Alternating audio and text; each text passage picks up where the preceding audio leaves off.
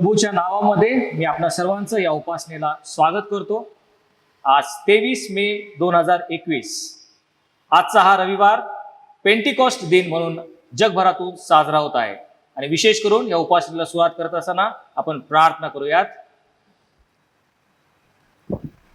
कारण आत्मा ही आमच्या अशक्तपणात आम्हास हातभार लावतो, कारण आम्ही प्रार्थना यथायोग्य कशासाठी केली पाहिजे हे आम्हास ठाऊक नाही, तरी ह्या आत्मा अनिर्वाच्य कन्याने आमच्यासाठी मध्यस्थी करतो आणि अंतराम पारखणाऱ्याला हा आत्म्याचा मनोभाव काय आहे हे ठाऊक आहे, कारण हा आत्मा पवित्र जनांसाठी देवाच्या मर्जीप्रमाणे मध्यस्थी करतो। हे पवित्र आत्मन, आम्ही प्रार्थना उपासना करत असताना आम्हा प्रत्येकाचं तू सहाय्य करता हो। हे आमच्या स्वर्गीय पित्या, पुन्हा एक वार गत सप्तकभर तू आम्हाला सांभाळस, तुझ्या कृपेमध्ये ठेवलंस, सहाय्य पुरवली, शक्ती दिलीस, विशेष करून आमचं आरोग्य तू कायम राखलंस आणि पुन्हा एक वार या प्रभुदिनी तुझी आराधना उपासना तुझं गौरव करण्याची संधी तू आम्हाला प्राप्त करून दिलीस। या तुझ्या सर्व दयेबद्दल आम्ही तुझे आभार मानतो, तुझ्या नावाला धन्यवाद देतो। आज विशेष करून पेंटिकॉस्ट म्हणजे पवित्र आत्मा या भूतलावर येण्याचा दिवस हा साजरा करत असताना खरोखर पवित्र आत्मा या देणगीबद्दल आम्ही तुझे आभार मानतो। परमेश्वर, आमचं शरीर हे आत्मेचं मंदिर आहे आणि म्हणून तो आमच्यामध्ये वास करतो, आम्हाला नीती मार्गाने चालवतो, योग्य ते करण्यासाठी आम्हाला तो प्रवृत्त करतो। या तुझ्या सर्व दयेबद्दल आम्ही तुझे आभार मानतो। हे पवित्र आत्मन, आमच्या ठाई ये आणि संपूर्ण उपासना आत्मेने खरेपणाने करण्यासाठी तू आमचा सहाय्य कर। धन्यकारक प्रभू येशू ख्रिस्त याच्या नावानं मागितलं म्हणून तो ऐक। आमेन। हे सर्व समर्थ देवा, तुला सर्व अंतःकरणे उघडी व सर्व इच्छा माहीत आहेत आणि तुझपासून काही गुप्त नाही। आम्ही पूर्णपणे तुझवर प्रीती करावी व तुझ्या पवित्र नावाचा महिमा यथायोग्य वर्णावा, म्हणून तू आपल्या पवित्र आत्म्याच्या प्रेरणेने आमच्या मनातील विचार शुद्ध कर। आमचा प्रभू येशू ख्रिस्त याच्याद्वारे आमेन। आपला देव परमेश्वर हा अनन्य परमेश्वर आहे आणि तू आपला देव परमेश्वर याचवर संपूर्ण अंतःकरणाने, संपूर्ण जीवाने, संपूर्ण मनाने व संपूर्ण शक्तीने प्रीती कर। हीच पहिली व मोठी आज्ञा आहे। हिच्यासारखी दुसरी एक आहे की तू आपल्या शेजाऱ्यावर स्वतःसारखी प्रीती कर। याहून दुसरी कोणतीही आज्ञा मोठी नाही। या दोन आज्ञांवर सर्व नियमशास्त्र व संदेष्टांचे ग्रंथ अवलंबून आहे। हे प्रभो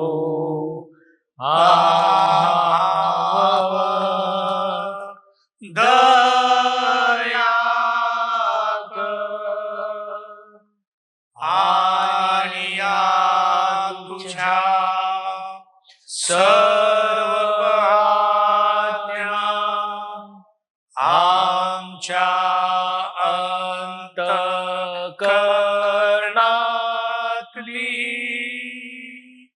असे आम्ही तुला विनवितो। प्रभू तुम्हास असो आणि तुझ्या आत्म्यासह तो असो। आज पेंटिकॉस्टचा दिवस आहे। आजच्यासाठी नेमलेली सार प्रार्थना आपण करूया। हे सर्व समर्थ देवा, या दिनी तुझ्यावर विश्वास ठेवणाऱ्या पवित्र आत्म्याचे दान देऊन नवी ज्ञानदृष्टी दिलीस। आम्हालाही त्या पवित्र आत्म्याचे मार्गदर्शन लाभो। आमच्या विचारांना आणि कार्यांना तो गती देऊ आणि सत्याची कास आम्ही कधी सोडू नये असे तो करू। तुझ्यासह व पवित्र आत्म्यासह असणारा व सर्व काळ राज्य करणारा एकमेव देव आमचा प्रभू येशू ख्रिस्त ह्याच्याद्वारे आमेन।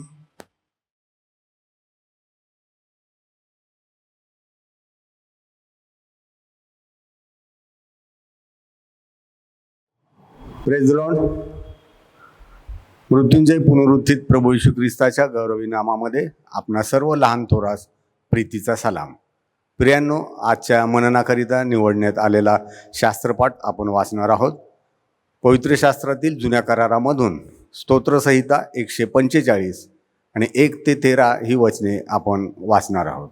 जुन्या करारामध्ये पान क्रमांक 144। परमेश्वराचे चांगुलपण व सामर्थ्य याबद्दल स्तुती। हे राजा, माझ्या देवा, मी तुझी थोरवी गाईन आणि सदा सर्व काळ तुझ्या नावाचा धन्यवाद करीन. मी प्रतिदिवशी तुझा धन्यवाद करीन आणि सदा सर्व काळ तुझ्या नावाचे स्तवन करीन. परमेश्वर थोर व परमस्तुत्य आहे. त्याची थोरवी अगम्य आहे. एक पिढी दुसऱ्या पिढीपुढे तुझ्या कृत्यांची प्रशंसा करीत राहील. त्या तुझ्या पराक्रमाचे वर्णन करतील. तुझ्या वैभवाचा गौरवयुक्त प्रताप व तुझी अद्भुत कृत्ये ह्याचे मी मनन करीन. तुझ्या भयावह कृत्याचा पराक्रम लोक विदित करतील. मी तुझी थोरवी वर्णेन. ते तुझ्या परमदयेची आठवण काढतील व तुझ्या न्यायपारांतेचा गजर करतील. परमेश्वर कृपाळू व दयाळू आहे. तो मंदक्रोध व अतिदयाळू आहे. परमेश्वर सगळ्यांना चांगला आहे. त्याची कृपा त्याने केलेल्या सर्व कृत्यावर आहे. हे परमेश्वरा, तुझी कृत्ये तुझी स्तुती गातात आणि तुझे भक्त तुझा धन्यवाद करीतात. ते तुझ्या राजाचा महिमा वर्णितात आणि तुझा पराक्रम कथन करीतात. ह्यासाठी की तुझे पराक्रम व तुझ्या राज्याचे वैभवयुक्त ऐश्वर ही मानवजातीस कळावी. तुझे राज्य युगानुयुग राहणारे राज्य आहे. तुझा राजाधिकार पिढ्यानपिढ्या टिकणार आहे. वाचलेली सर्व वचने देवबाप आपल्या सर्वांसाठी ती आशीर्वादित करो. आमेन.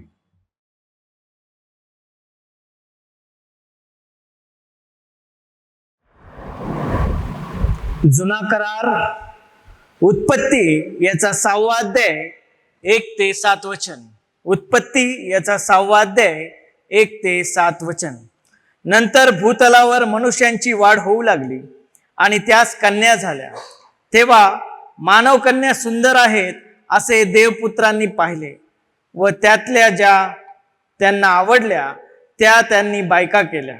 तेव्हा परमेश्वर म्हणाला, मनुष्य भ्रांत झाल्यामुळे माझ्या आत्म्याची त्याच्या ठाई सर्व काळ सत्ता राहणार नाही. तो देहधारी आहे, तथापि मी त्याला 120 वर्षाचा काळ देईन. त्या काळी भूतलावर महाकाय होते.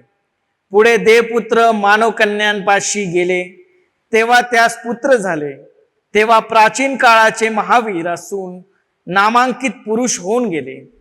पृथ्वीवर मानवांची दुष्टाई फार आहे. त्यांच्या मनातील येणाऱ्या विचारांच्या सर्व कल्पना केवळ एकसारख्या वाईट असतात असे परमेश्वराने पाहिले. म्हणून मानव पृथ्वीवर उत्पन्न केल्याचा परमेश्वराला अनुताप झाला आणि त्याच्या चित्ताला खेद झाला. तेव्हा परमेश्वर म्हणाला, मी उत्पन्न केलेल्या मानवास भूतलावरून नष्ट करेन. मानव, पशु, रांगणारे प्राणी, आकाशातील पक्षी हे सारे नाहीसे करीन, कारण त्यास उत्पन्न केल्याचा मला अनुताप झाला आहे. देवबाप वाचलेल्या वचनावर आशीर्वाद पाठव. त्याला मान महिमा यथायोग्य प्राप्त हो. आमीन.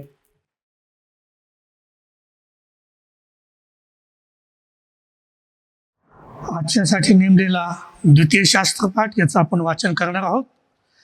प्रकटीकरणाचं पुस्तक याचा 5वा अध्याय 1 ते 8 वचन आपण बघणार आहोत. प्रकटीकरण याचा 5वा अध्याय 1 ते 8. देवाच्या कोकराचा साक्षात्कार. जो राजासनावर बसलेला होता त्याच्या उजव्या हातात पाठपोट लिहिलेली व 7 शिक्के मारून बंद केलेली पुस्तकांची एक गुंडाळी मी पाहिली. आणि ती गुंडाळीवरचे शिक्के फोडून ती उघडावयास कोण योग्य आहे असे मोठ्याने पुकारणारा एक बलवान देवदूत मी पाहिला. तेव्हा स्वर्गात व पृथ्वीवर किंवा पृथ्वीखाली कोणीही ती गुंडाळी उघडावयास किंवा तिच्यात पाहण्यास समर्थ नव्हता. ही गुंडाळी उघडावयास किंवा तिच्यात पाहावयास कोणी असा आढळला नाही, म्हणून मला फार रडू आले. तेव्हा वडील मंडळीपैकी एक जण मला म्हणाला, रडू नको, पहा, यहुदा वंशाचा सिंह, दाविदाचा अंकुर याने जय मिळवला, म्हणून तो तिचे 7 शिक्के फोडून ती उघडावयास योग्य ठरला आहे.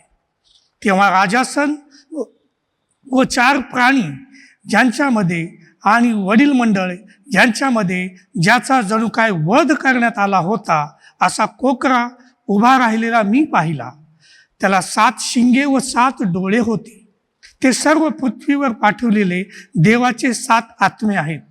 त्याने जाऊन राजासनावर जो बसलेला होता त्याच्या उजव्या हातातून ती गुंडाळी घेतली. त्याने गुंडाळी घेतली तेव्हा ते 4 प्राणी व 24 वडील कोकराच्या पाया पडले. त्या प्रत्येकाजवळ वीणा व धूपाने भरलेल्या सोन्याच्या वाट्या होत्या. त्या वाट्या म्हणजे पवित्र जनांच्या प्रार्थना होत. येथे द्वितीय शास्त्रपाठ समाप्त होतो. वाचलेली वचने देवबापामासाठी आशीर्वादित करो. आमेन.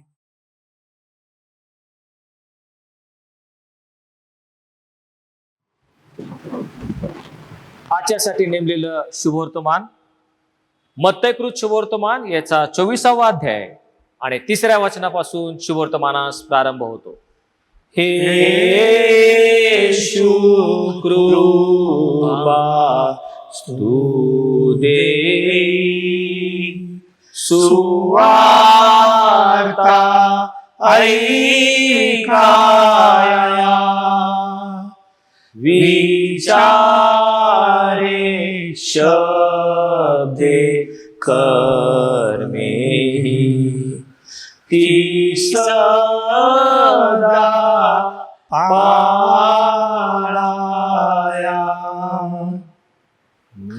तो म्हणजे येशू जैतुनाच्या डोंगरावर बसला असता शिष्य त्याच्याकडे एकांत येऊन म्हणाले, ह्या गोष्टी केव्हा होतील आणि आपल्या येण्याचे व या युगाच्या समाप्तीचे चिन्ह काय हे आम्हास सांगा. येशूने त्यास उत्तर दिले, तुम्हास कोणी फसवू नये म्हणून सावध असा. कारण पुष्कळ जण माझ्या नावाने येऊन मी ख्रिस्त आहे असे म्हणतील व पुष्कळास फसवतील. तुम्ही लढायांविषयी ऐकाल व लढायांच्या आवाया ऐकाल. घाबरून जाऊ नये म्हणून सांभाळा, कारण असे होणे अवश्य आहे, परंतु तेवढ्यात शेवट होत नाही. कारण राष्ट्र राष्ट्रावर व राज्य राज्यावर उठेल आणि जागोजागी दुष्काळ व भूमिकंप होतील. पण ह्या सर्व गोष्टी वेदनांचा प्रारंभ होय. तेव्हा तुमचे हाल करण्याकरता ते तुम्हास धरून देतील व तुम्हास जीवे मारतील आणि माझ्या नावामुळे सर्व राष्ट्रे तुमचा द्वेष करतील. त्यावेळी पुष्कळ जण अडखळतील, एकमेकांस धरून देतील व एकमेकांचा द्वेष करतील. पुष्कळ खोटे संदेश उठतील व अनेकास फसवतील आणि अनिती वाढल्यामुळे पुष्कळांची प्रीती थंडावेल. परंतु तो शेवटपर्यंत टिकून राहील तोच तरेल. सर्व राष्ट्रास साक्षीसाठी म्हणून राज्याची ही स्वार्था सर्व जगात गाजविली जाईल, तेव्हा शेवट होईल. हे ख्रिस्ताचं शुभवर्तमान आहे. देवाला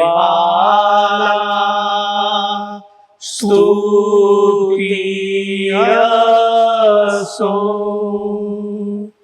जो आपला सिद्धांत संग्रह आहे तो आपण सर्वजण मिळून एकत्रितरित्या विश्वासाने प्रगट करूयात.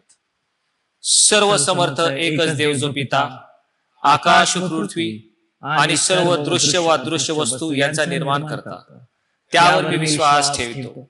आणि एकच प्रभू येशू ख्रिस्त, जो देवाचा एकुलता एक पुत्र, जो सर्व युगांपूर्वी आपल्या पित्यापासून जनित झाला, देवापासून देव, प्रकाशापासून प्रकाश, खऱ्या देवापासून खरा देव, जो जनित आहे कृत नाही, जो पित्याच्या तत्वाचा आहे, ज्याच्याद्वारे अवघे झाले, जो आम्हा मनुष्यांसाठी व आपल्या तारणासाठी स्वर्गातून उतरला आणि पवित्र आत्म्याच्या योगे कुमारी मरियाईस पासून देहधारी होऊन मनुष्य झाला आणि पंत पिलाताच्या अधिकाराखाली आम्हासाठी ज्याला कृषी दिले, ज्याने दुःख भोगिले व ज्याला पुरले, जो शास्त्रलेखाप्रमाणे तिसऱ्या दिवशी पुन्हा उठला आणि स्वर्गात चढला आणि पित्याच्या उजवीकडे आसनस्थ झाला आहे, आणि जो जिवंतांचा व मेल्यांचा न्याय करायला गौरवाने पुन्हा येणार आहे, ज्याच्या राज्याचा अंत होणार नाही, त्यावर मी विश्वास ठेवितो. आणि पवित्र आत्मा, जो प्रभू व जीवनदाता, पिता व पुत्र यापासून जो निघतो आणि पिता व पुत्र यास ज्याची आराधना व गौरव होते, जो भविष्यवाद्यांद्वारे बोलला, त्यावर मी विश्वास ठेवितो. आणि एक पवित्र कॅथोलिक व प्रेषित एकलेसीयाविषयी मी विश्वास करतो. पापांच्या क्षमेसाठी बाप्तिस्म करीतो आणि मेलेल्यांचे पुनरुत्थान व परलोकीचे जीवन यांची मी प्रतीक्षा करतो. आमेन. आपण प्रार्थना करूया. स्तुतीस पात्र, भयास योग्य, गौरवी पित्या, राजांचा राजा, प्रभूंचा प्रभू, सेनाधीश परमेश्वर बापा, तुला मान महिमा यथा योग्य प्राप्त हो. लीन नम्र होऊन नतमस्तक होऊन आम्ही सर्व मंडळी देवबापा तुझ्या पवित्र वेदीजवळ आमची प्रार्थना आणि विनंती सादर करण्यासाठी येत आहोत. प्रभू, आम्ही पापी आहोत, पातकी आहोत. तू कृपाळू दयाळू परमेश्वर बाप आहेस. प्रभू परमेश्वर बापा, आम्ही जसे आहोत तसा तू आमचा स्वीकार कर आणि तुझ्या पवित्र स्पर्शाने आम्हाला शुद्ध आणि पवित्र कर दे बापा. प्रभू परमेश्वर बापा, आज विशेष करून दे बाप्पा मी प्रार्थना करत आहे आमच्या मंडळीतील प्रत्येक कुटुंबासाठी. सर्वांना देवप्पा तू सुरक्षित ठेव. होय बाप्पा, या भूतलावरती चालणाऱ्या महामारीपासून देवप्पा त्यांना देवप्पा राख आणि त्यांना सुरक्षित कर. प्रभू, स्तोत्र 91 देवप्पा त्यांना देवप्पा आशीर्वादित ठेव. आणि प्रभू परमेश्वर बापा, त्यांना देवप्पा त्यांना चांगलं उत्तम असं आरोग्य दे. त्यांना देवप्पा दीर्घायुष्य दिन तृप्त कर. विशेष करून दे बापा, या महामारीच्या समयामध्ये गेली 2 वर्ष देवप्पा भरपूर लोकांची देवप्पा अर्थव्यवस्था बिघडलेली आहे. देशाची देखील अर्थव्यवस्था बिघडलेली आहे. होय बापा, या प्रत्येक कुटुंबाला देवप्पा तुझा स्पर्श लाभू दे. आणि देवप्पा, तू आकाश आणि कपाटे उघडून देणारा बाप आहेस. या सर्व कुटुंबांना देवप्पा, प्रत्येक जणांना देवप्पा तू आशीर्वादित ठेव. सर्वांना देवप्पा सर्व काय देऊन बरकत दे देवप्पा, जेणेकरून देवप्पा त्यांचं लागणारं देवप्पा जीवनाच्या गरजा आहेत त्या पूर्ण करण्यासाठी त्यांना विशेष मार्ग दाखव. होय बापा, लवकरात लवकर देवप्पा या पूर्ण देशामध्ये सर्व काय सुरळीत चालण्यासाठी तुझा स्पर्श लाभू दे. आणि जेणेकरून देवप्पा हा सर्व राष्ट्र देवप्पा पुन्हा अर्थव्यवस्थाने उभारला जावा. तसंच देवप्पा खास करून सर्वांमध्ये देवप्पा तुझा देवप्पा येशू ख्रिस्ताचा देवप्पा अनुकरण करून आम्ही पवित्र आत्म्याने पुन्हा ख्रिस्तामध्ये नवीन उत्पत्ती पाहावी असं तू कर. विशेष करून देवप्पा सर्व आजाऱ्यांसाठी मी प्रार्थना करतो. त्या प्रत्येकांना देवप्पा तुझा स्पर्श लाभून दे. आणि देवबाप्पा त्यांना लवकरात लवकर त्यांचं अंतरून बदलून त्यांना पुन्हा समाजामध्ये उभारण्यासाठी तुझं कार्य करण्यासाठी अशा प्रत्येक लोकांना देवप्पा जे तुझ्यावर विश्वास ठेवतात ज्यांनी देव पश्चातापी अंतकरणाने ज्यांनी तुमच्याकडे प्रार्थना केलेली आहे, वय बाप्पा तुझा अनुभव त्यांना येऊ दे. आणि प्रभू परमेश्वर बाप्पा त्यांना देवप्पा साक्ष देण्यासाठी या समाजामध्ये उभा कर.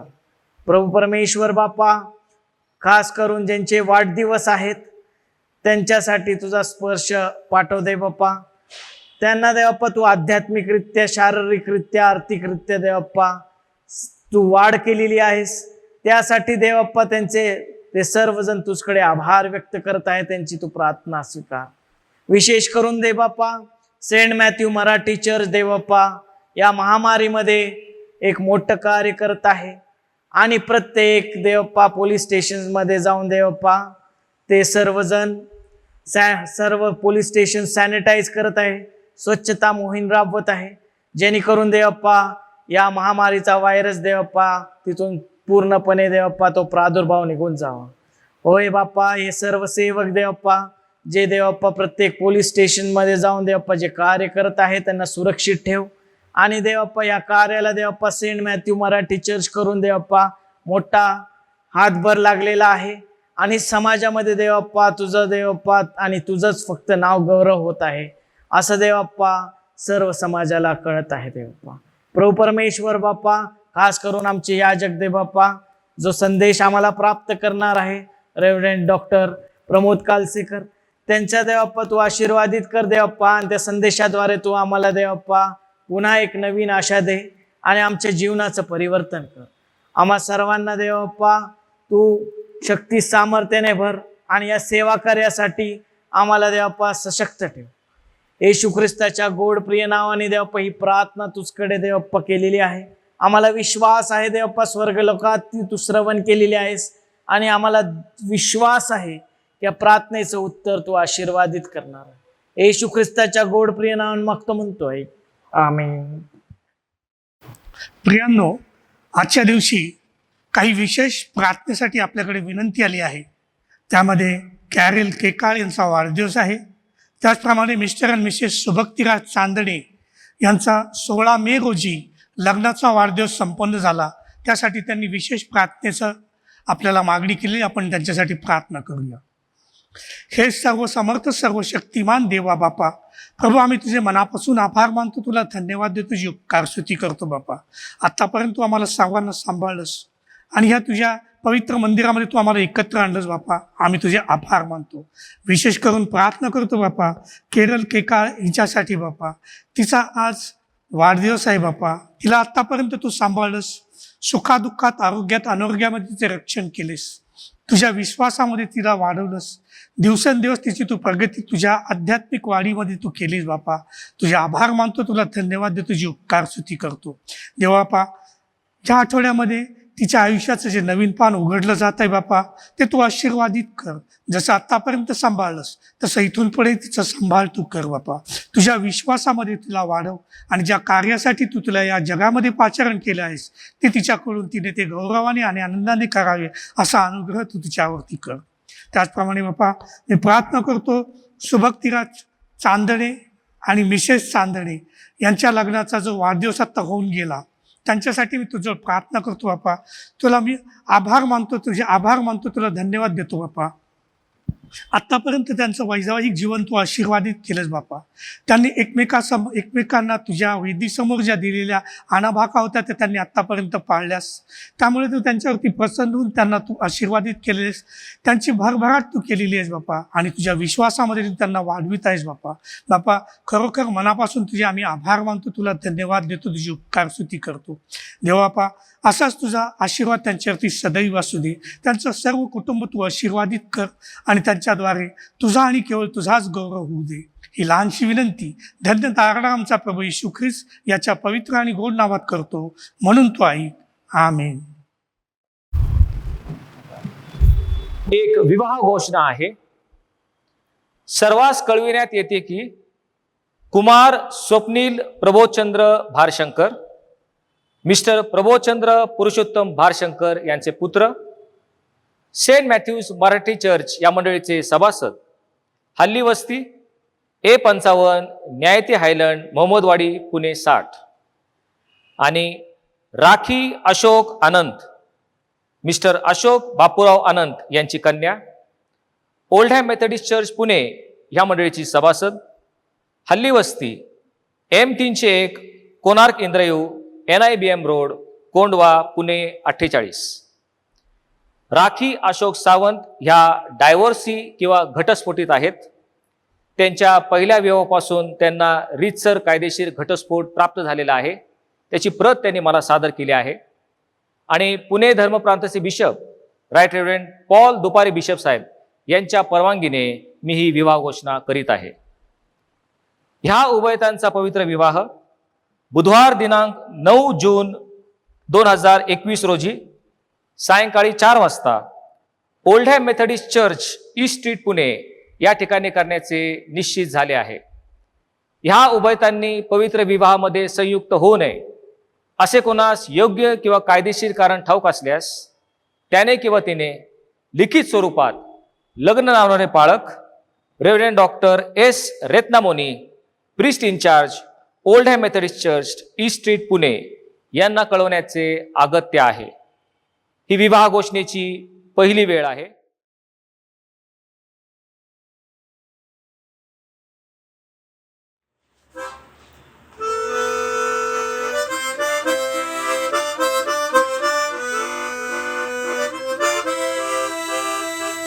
देयचे वरदान दयाळा देयचे वरदान की जन्मभरी मी तुझे असावे बालक रम्य लहान.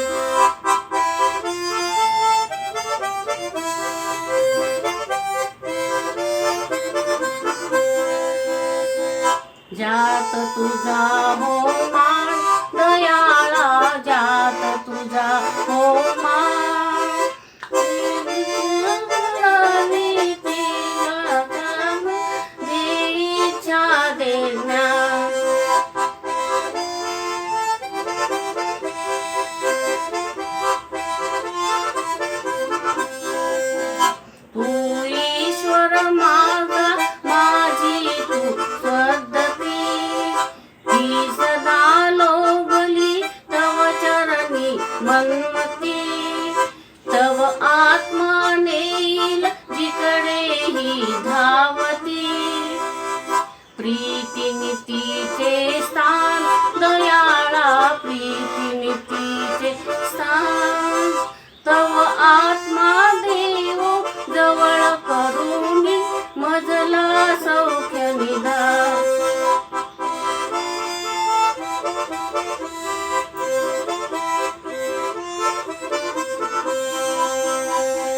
प्रेमानच परिमाण तुझ्या त्या प्रेमानच परिमाण तो प्रेमात वबा मम आत्म्याचा अवघा आश्रय जा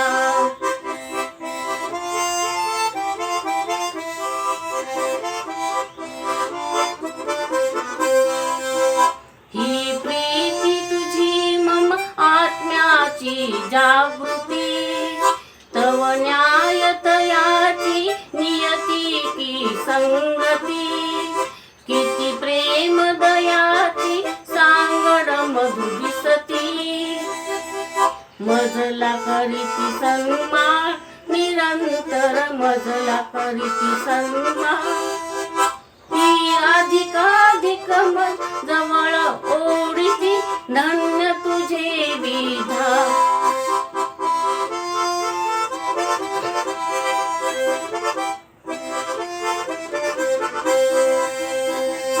आता हेच प्रमाण दयाळा आता हेच प्रमाण की माझे जेथे तुझी पाऊले तेथे वस्ती स्थान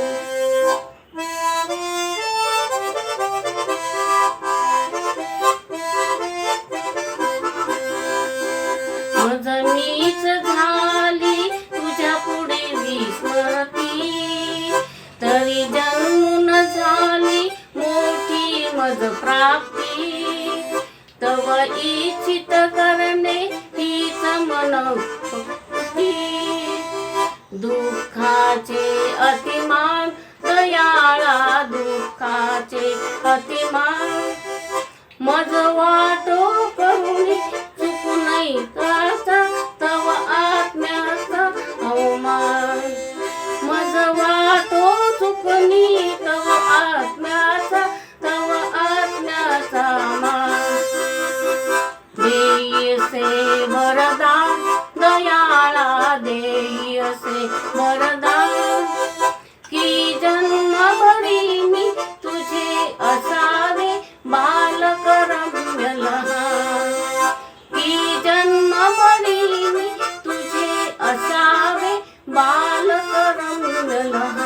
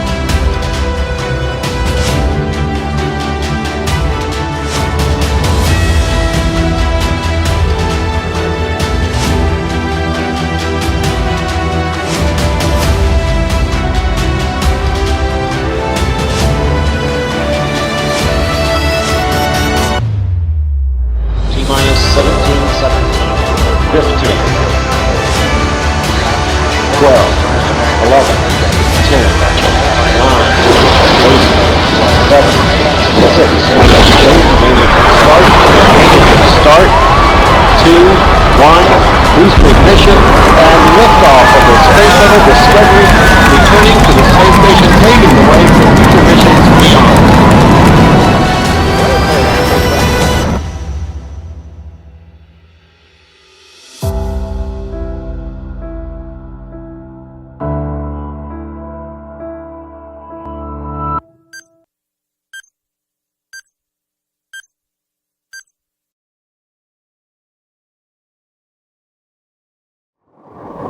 प्रार्थना करूयात. देवाचं वचन म्हणजे दुधारी तलवार. प्रभू, तुझं वचन मला योग्य रीतीने हाताळता यावं आणि त्याच्याद्वारे केवळ तुझ्याच पवित्र नावाचं गौरव व्हावं असं तू कर. प्रभू, आमचे नेत्र तू उघड आणि तुझ्या शास्त्रातल्या अद्भुत गोष्टी तू आमच्या नजरेस पाड. आमचे अंतःकरण तू उघड आणि त्या गोष्टी आत्मसात करण्यास तू आमचा सहाय्य करता हो. धन्यवाद प्रभू येशू ख्रिस्त, याच्या नावाने मागितलं म्हणून तो ऐक. आमेन. आज ज्या विषयावर आपण विचार करणार आहोत, मनन करणार आहोत, तो आपला विषय म्हणजे the final countdown. The final countdown.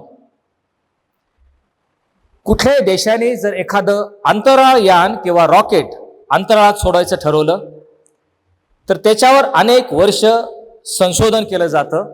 त्याच्यावर काय प्रक्रिया होते, ते अंतराळ यान तयार करण्यात येतं आणि ह्याच्यामध्ये कोट्यावधी रुपयाचा खर्च केला जातो.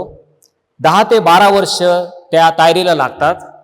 आणि ज्यावेळेस हे अंतराळ यान, हे रॉकेट आता अंतराळात सोडण्याची वेळ जवळ आलेली आहे, त्यावेळेस त्या रॉकेटचा फायनल काउंटडाऊन सुरू होतो. फायनल काउंटडाऊन म्हणजे उलटी गिनती ही सुरू करण्यात येते. ज्या ठिकाणाहून त्या रॉकेटचं प्रक्षेपण अंतराळात करायचं आहे त्या ठिकाणी ते रॉकेट आणलं जातं, व्यवस्थितपणे ते उभं केलं जातं आणि रॉकेटच्या उड्डाणाला किंवा प्रक्षेपणाला ज्यावेळेस 36 तास बाकी असतात त्यावेळेस काउंटडाऊन किंवा वेळेची उलटी गणती सुरू होते.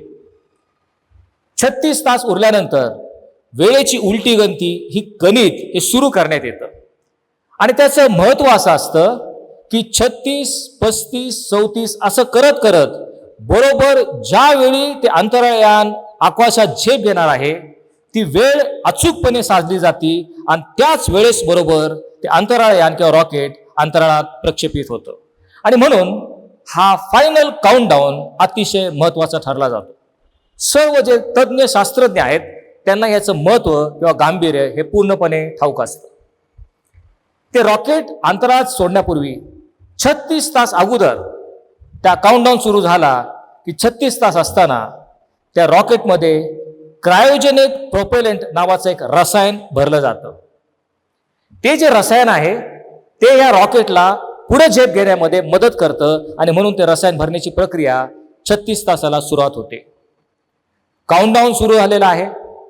ज्यावेळेस 24 तासावर येते, 24 तासाला त्या रॉकेटमध्ये इंधन किंवा फ्युएल भरण्यात येतं.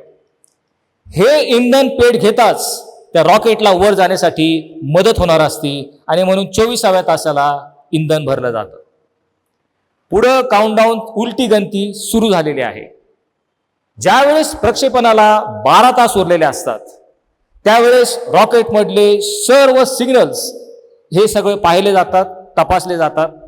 सर्व यंत्रणा कार्यरत आहे का नाही हे सर्व फायनल इन्स्पेक्शन 12व्या तासाला केलं जातं. काउंटडाऊन पुन्हा सुरू होतो. उलटी गणती चालूच आहे.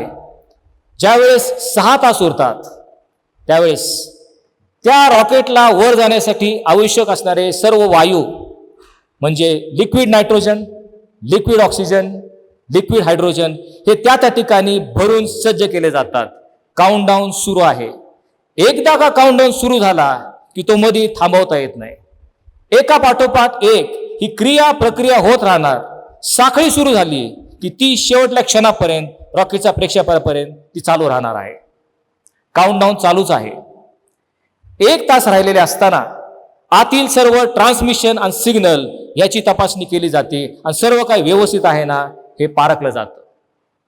काउंटडाऊन म्हणजे उलटी गिनती चालू आहे. रॉकेटच्या प्रक्षेपणाला अर्धा तास उरलेला आहे.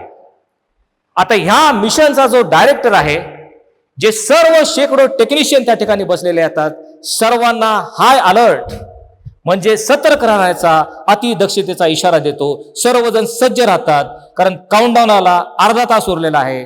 अर्ध्या तासात ते प्रचंड अंतराळयान अवकाशात झेप घेणार असतं. काउंटडाऊन सुरू असताना फक्त 15 मिनिटं राहिलेले आहेत. 15 मिनिटं उरलेले असताना ऑटो सिक्वेन्स याचं बटन दाबलं जातं.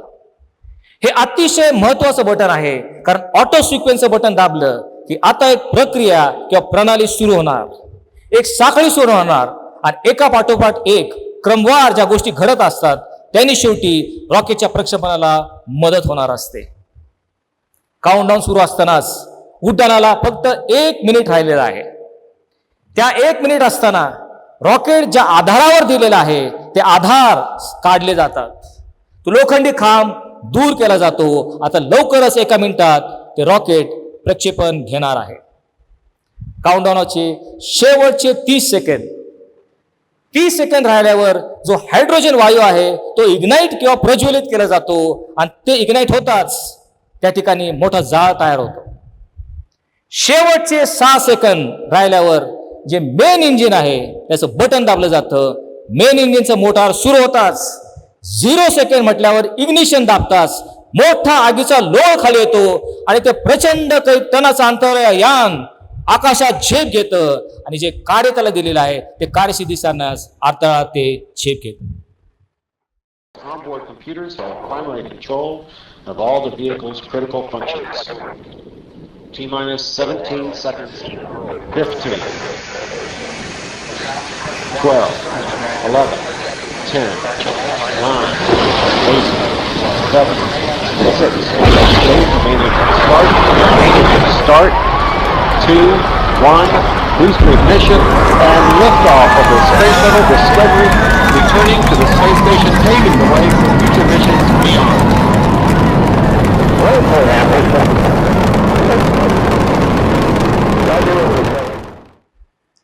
प्रियांनो, हे संपूर्ण गोष्टी सांगण्याचं एकच तात्पर्य आहे.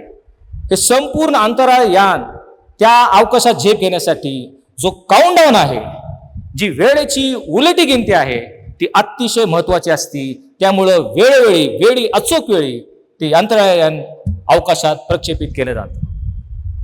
अशाच एका काउंटडाऊन विषयी आज आपण पाहणार आहोत. हा काउंटडाऊन आहे आमच्या प्रभू येशू ख्रिस्ताच्या द्वितीय आगमनाचा. प्रभू येशू ख्रिस्ताचं द्वितीय आगमन जवळ आलेलं आहे आणि म्हणून त्याचं काउंटडाऊन किंवा त्याच्या वेळेची उलटी गिनती सुरू झालेली आहे. एक लक्षात ठेवा, ज्यावेळेस काउंटडाऊन सुरू होतो ती प्रक्रिया किंवा ती प्रणाली मध्ये थांबवता येत नाही. काउंटडाऊन सुरू झाला की जसं ते रॉकेट अंतराळयान अवकाशात झेप घेणार तसंच काउंटडाऊन सुरू झाला, उलटी गिनती सुरू झाली. आता येशूचं येणं समीप आलेलं आहे हे त्याचं एक लक्षण आहे आणि म्हणून final countdown of the second coming of Jesus पाहूयात त्याची कशा प्रकारची प्रणाली ती होणार आहे, ती प्रक्रिया कशी होणार आहे. प्रियानो, येशूचं द्वितीय आगमन ही जी घटना किंवा जो प्रसंग लवकरच घडणार आहे तो नेहमीच आपण त्याच्याविषयी सावध असलं पाहिजे. नेहमीच आपल्या डोक्यामध्ये त्याच्याविषयी विचार असले पाहिजेत. ती घटना आपण कधी विसरता कामा नये, कारण येशूचं येणं आता जवळ आलेलं आहे. येशूच्या विश्वासणाऱ्यांची जी मंडळी आहे तिचं या भूतलावरून प्रस्थान होण्याची वेळ आता समीप आलेली आहे, जवळ येऊन ठेपलेली आहे. येशू ख्रिस्त आमचा आध्यात्मिक वर आहे. तुम्ही आणि मी जे विश्वासणारे त्याची आध्यात्मिक वधू आहोत आणि म्हणून तो वर आपल्या वधूला घेऊन जाण्यासाठी लवकरच येणार आहे आणि येशूचं द्वितीय आगमन जवळ आलेलं आहे याचा आम्ही गांभीर्याने विचार केला पाहिजे. त्याचं मर्म आम्ही या ठिकाणी जाणलं पाहिजे. हा काउंटडाऊन सुरू झालेला आहे, येशूची येण्याची वेळ समीप आलेली आहे हे ज्यावेळेस आम्ही लक्षात घेतो, गांभीर्याने मी त्याकडे पाहतो, त्यावेळेस आम्हा प्रत्येकाच्या जीवनामध्ये एक आमूलाग्र आणि क्रांतिकारक बदल झाल्याशिवाय राहत नाही. ज्यावेळेस ही घटना नेहमी आमच्या मनामध्ये असते त्यावेळेस आमचे आचार, विचार आणि उच्चार याच्यामध्ये आमूलाग्र बदल होतो. आमची एकंदरीत जीवनशैली बदलून जाते, आमची विचारसरणी बदलते, योग्य ते निर्णय आम्ही घेऊ लागतो, योग्य ती निवड आम्ही करू लागतो, कोणत्या गोष्टीला कसं प्राधान्य द्यायचं ह्याच्यामध्ये आमूलाग्र बदल होतो. कारण आमच्या लक्षात एक असतं, येशूचं येणं आता जवळ आलेलं आहे.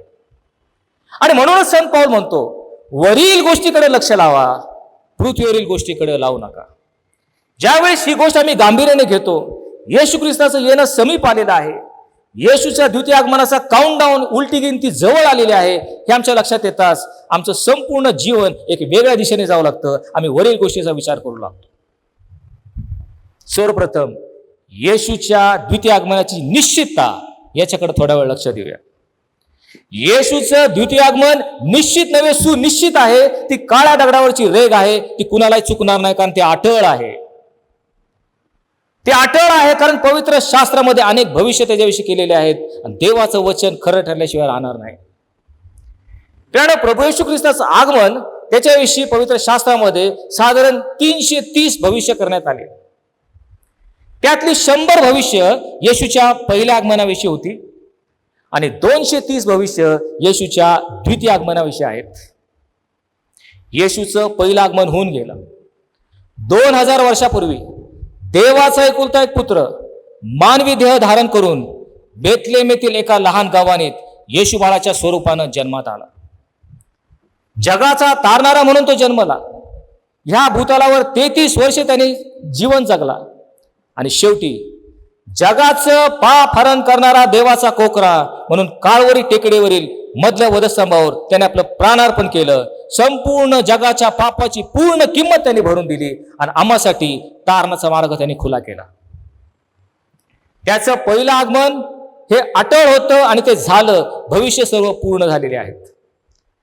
आणि त्याचं पहिलं आगमन जे आहे त्याला संपूर्ण जग प्रत्यक्ष किंवा अप्रत्यक्षपणे मान्यता देतं आणि कबूल करतं आणि कबूल केलंच पाहिजे. कसं कबूल करतं? तर जी कालगणना आहे, जे कॅलेंडर सार्वत्रिकरित्या जगात पाळलं जातं ते येशूच्या आगमनावरच आधारित आहे. उदाहरणार्थ आज 23 मे 2021. 2021 हे साल कुठून आलं? ज्यावेळेस येशूचा जन्म झाला तेव्हापासून कालगणती सुरू झाली आणि तेव्हापासून 2021 वर्ष पूर्ण झालेत. ही ग्वाही संपूर्ण जग त्याला देत आहे, त्याला मान्यता देत आहे की 2021 वर्षापूर्वी प्रभू येशू ख्रिस्ताचं पहिलं आगमन झालं. जी सर्व भविष्य जुन्या करारामध्ये त्याच्याविषयी केली होती ती सर्व पूर्ण झाली. आणि जर पहिलं आगमन झालं तर मग जी भविष्य त्याच्या दुसऱ्या आगमनाविषयी ती निश्चितपणे पूर्ण होणार, त्याच्यामध्ये कुठली काळ मात्र शंका नाही. आम्ही खात्रीने म्हणू शकतो येशूचं दुसरे आगमन देखील होणार आहे. नव्हे त्याचा काउंटडाऊन, त्याच्या वेळेची उलटी गिनती सुरू झालेली आहे. लवकरच येशू ख्रिस्त येणार आहे. येशू ख्रिस्त दाराशी उभा आहे, त्याचे येणं समीप आहे. याची गांभीर्याने प्रत्येक विश्वासाने दखल घेणं आणि त्याप्रमाणे जीवनामध्ये परिवर्तन आणणं अतिशय महत्वाचं आहे. The final countdown has begun. येशूचं द्वितीय आगमन अगदी समीप आला आहे. येशूच्या द्वितीय आगमनाविषयी स्वतः येशूने काय भविष्य केलेले आहे त्याकडे थोड्या वेळ पाहूयात. लुकरूच वर्तमान याचा 12वा अध्याय आणि 30वा वचन. येशूने म्हटलं, तुम्ही सिद्ध असा, कारण तुम्हाला वाटणार नाही अशा वेळेस मनुष्याचा पुत्र येईल. प्रभूचं येणं जवळ आलेलं आहे. तो म्हणतो तुम्ही सिद्ध असा, सावध असा, कारण तुम्हाला वाटणार नाही अशा वेळेस मनुष्याचा पुत्र पुन्हा येणार आहे. योहान कृत वर्तमान याचा 14वा अध्याय 3रं वचन. येशूने म्हटले, मी जाऊन तुम्हासाठी जागा तयार केली, म्हणजे पुन्हा येऊन मी तुम्हाला आपल्या जवळ घेऊन, यासाठी की जेथे मी आहे तिथे तुम्ही असावं. मी आता वर जाणार आहे आणि जागा तयार केली की पुन्हा येणार आहे, तुम्हाला घेऊन जाण्यासाठी येणार आहे. आणि जेथे मी आहे तिथे तुम्ही असावं. येशूच्या मुखातील शब्द आहेत. Final countdown is near. स्वतः पाऊल थेसलोनिकरास दुसरं पत्र याचा 4था अध्याय 15व्या वचनात तो काय म्हणतो? तो त्या ठिकाणी म्हणतो, प्रभूच्या वचनावरून आम्ही तुम्हाला सांगतो, प्रभूचं येणं होईपर्यंत जे आम्ही सर्व जिवंत राहू ते झोपी गेलेल्यांच्या आघाडी जाणारच नाही. पाऊल या ठिकाणी त्यांना स्पष्ट सांगत आहे, जेव्हा पुन्हा प्रभू येईल आम्ही जे जिवंत आहोत त्याच्या अगोदर जे ख्रिस्तामध्ये विसावलेले आहेत ते पुनरुत्थित होतील आणि आपण सर्व मिळून प्रभूच्या भेटीला जाऊ. हे आवर्जून पाऊल त्या ठिकाणी सांगत आहे. प्रभू लवकरच येणार आहे. The countdown has started. Yakob त्याच्या पत्रामध्ये आम्हाला स्पष्टपणे इशारा देतो. याकोबाचं पत्र 5वा अध्याय 8वं वचन. तो म्हणतो, तुम्ही स्थिर असा आणि धीर धरा, आपली अंतःकरणे तुम्ही स्थिर करा, कारण प्रभूच्या आगमनाची वेळ आली आहे. 2000 वर्षापूर्वी याकोब म्हणतो प्रभूच्या आगमनाची वेळ आली आहे, तो लवकर येणार आहे. येशूचं द्वितीय आगमन आलेलं आहे, जवळ आलेलं आहे. वेळेची उलटी गिनती सुरू झालेली आहे. पेत्र त्याच्या दुसऱ्या पत्रामध्ये 3 अध्याय 10 वचनात तो काय म्हणतो? जसा चोर येतो तसा प्रभूचा दिवस येईल, तेव्हा आकाश मोठा नाद करून नाहीसे होईल, ही सृष्टी तत्वे तप्त होऊन लयास जातील, पृथ्वी आणि त्यावरील सर्व गोष्टी उघडकीस येतील. सावध असा, प्रभूचं द्वितीय आगमन जवळ आलेलं आहे. तो दिवस चोरासारखा येईल आणि म्हणून त्याची उलटी गिनती सुरू झालेली आहे. याची गांभीर्याने दखल घ्या. यहूदाचं पत्र 1 अध्याय 15 वचन. भक्तिहीन पापी जनास दोष दाखविण्याकरता प्रभू त्याच्या लाखो पवित्र जनांसहित लवकरच येत आहे. प्रभू लवकर येत आहे. Jesus is coming soon. The countdown has begun. शेवटी स्वतः पुनरुत्थित प्रभू प्रगटीकरण याचा 22वा अध्याय आणि 20व्या वचनात तो म्हणतो, होय मी लवकर येतो. Jesus is coming soon. Countdown has begun. तो निश्चित येणार. जसं त्याचं पहिलं आगमन झालं तसं ज्याप्रमाणे भविष्य केलेले आहेत त्याचं दुसरं आगमन लवकरच होणार आहे. ह्या दुसऱ्या आगमनाविषयी काही चिन्ह प्रभू येशू ख्रिस्ताने दिलेले आहेत आणि त्याकडे पाहणं फार महत्वाचं ठरेल.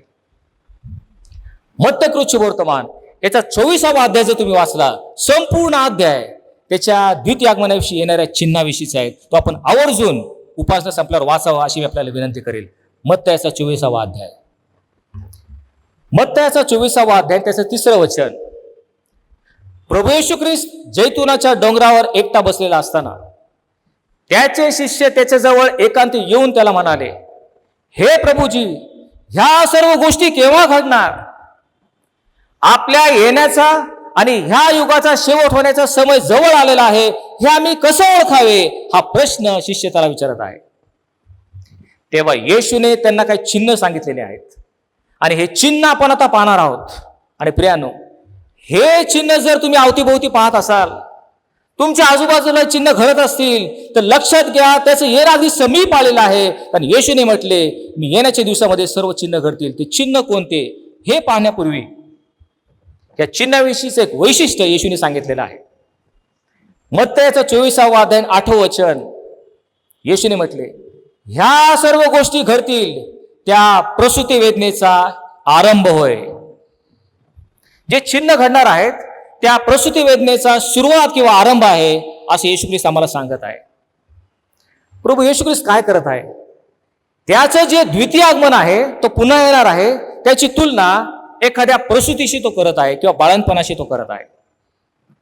प्रसूती ज्या वेळेस होते त्यावेळेस सर्वप्रथम प्रसूतीच्या वेदना सुरू होतात. त्या स्त्रीला प्रसूतीच्या वेदना येऊ लागल्यावर त्या वेदना कशा असतात? सर्वप्रथम या प्रसूतीच्या वेदना अतिशय सौम्य आणि हळुवारपणे येतात आणि काही कालांतराने हळूहळू येतात.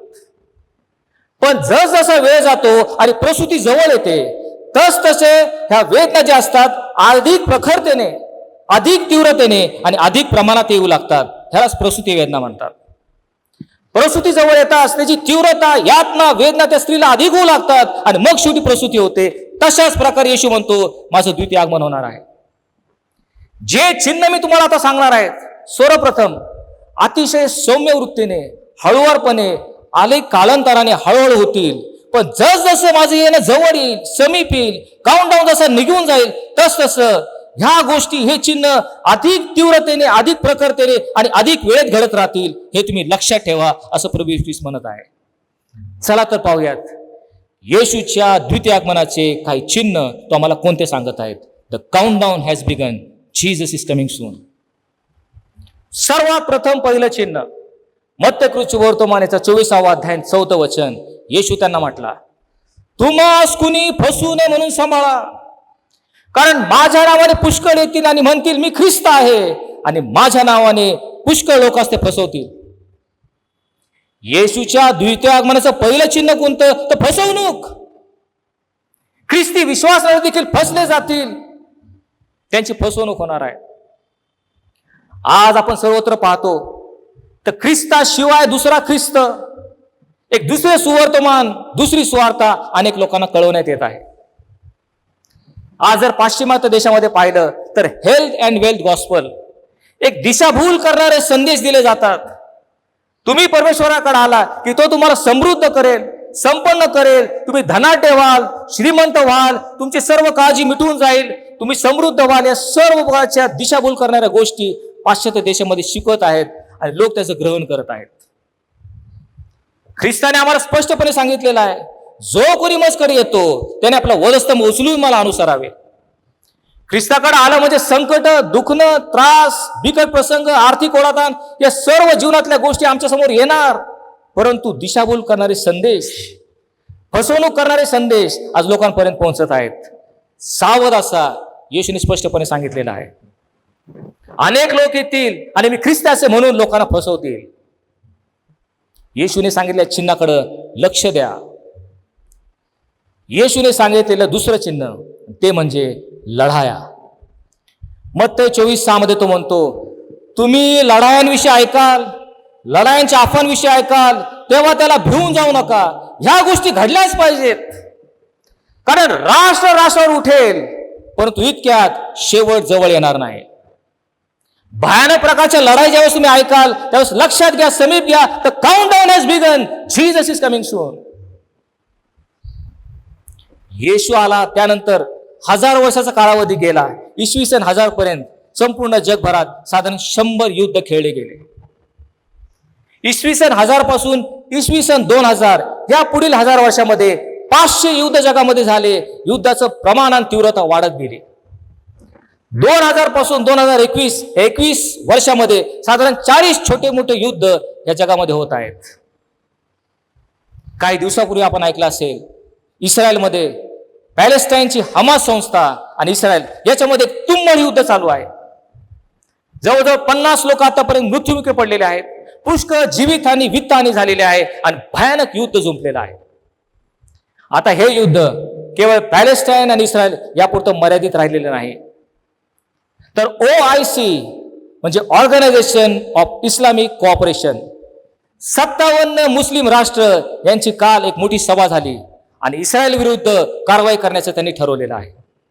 अशा प्रकारे तिसरा महायुद्धाला लवकरच सुरुवात होणार आहे, अशी चिन्ह आपल्याला दिसत आहेत. लक्षात घ्या, भविष्य लक्षात घ्या. येशूने सांगितलेले चिन्ह याकडे गांभीर्याने पहा. लढाईविषयी तुम्ही ऐका तेव्हा भिवून जाऊ नका. काउंट डाऊन हॅज बिगन, उलटी गणती सुरू झालेली आहे. ख्रिस्ताचं येणं समीप आलेलं आहे. हे सर्व चिन्ह आपल्याला स्पष्टपणे दिसत आहे. हे अचानकपणे होत नाहीत. 2000 वर्षापूर्वी हे सर्वच भाकीत भविष्य करून ठेवलं गेलेलं आहे. या लढाया होत होत त्याची तीव्रता इतकी भयानक होणार आहे की प्रगतीकरण याचा 6वा अध्याय 8वे वचन त्यामध्ये असं म्हटलेलं आहे, तरवारीने, दुष्काळीने आणि मरेने पृथ्वीवरील 1/4 लोक मरण पावले. प्रसूती वेदनेसारखं ज्यावेळेस लढाया वाढत जातील, एक वेळ असा येईल की पृथ्वीवरील 1/4 लोक त्या ठिकाणी मरण पावतील. काय भयानक तो प्रसंग असणार आहे. कारण आपल्याला ठाऊक आहे, कोरोना सध्या चालू आहे. जगभरातून आज कोरोनामुळं साधारण 50 लाख लोक मरण पावलेले आहेत. आणि तो हाहाकार पाहता आपलं मन अस्वस्थ होतं, व्याकुळ होतं. पण ज्या वेळेस पृथ्वीवरील 1/4 लोक मृत्यू पावतील त्यावेळेस काय ते चित्र असेल.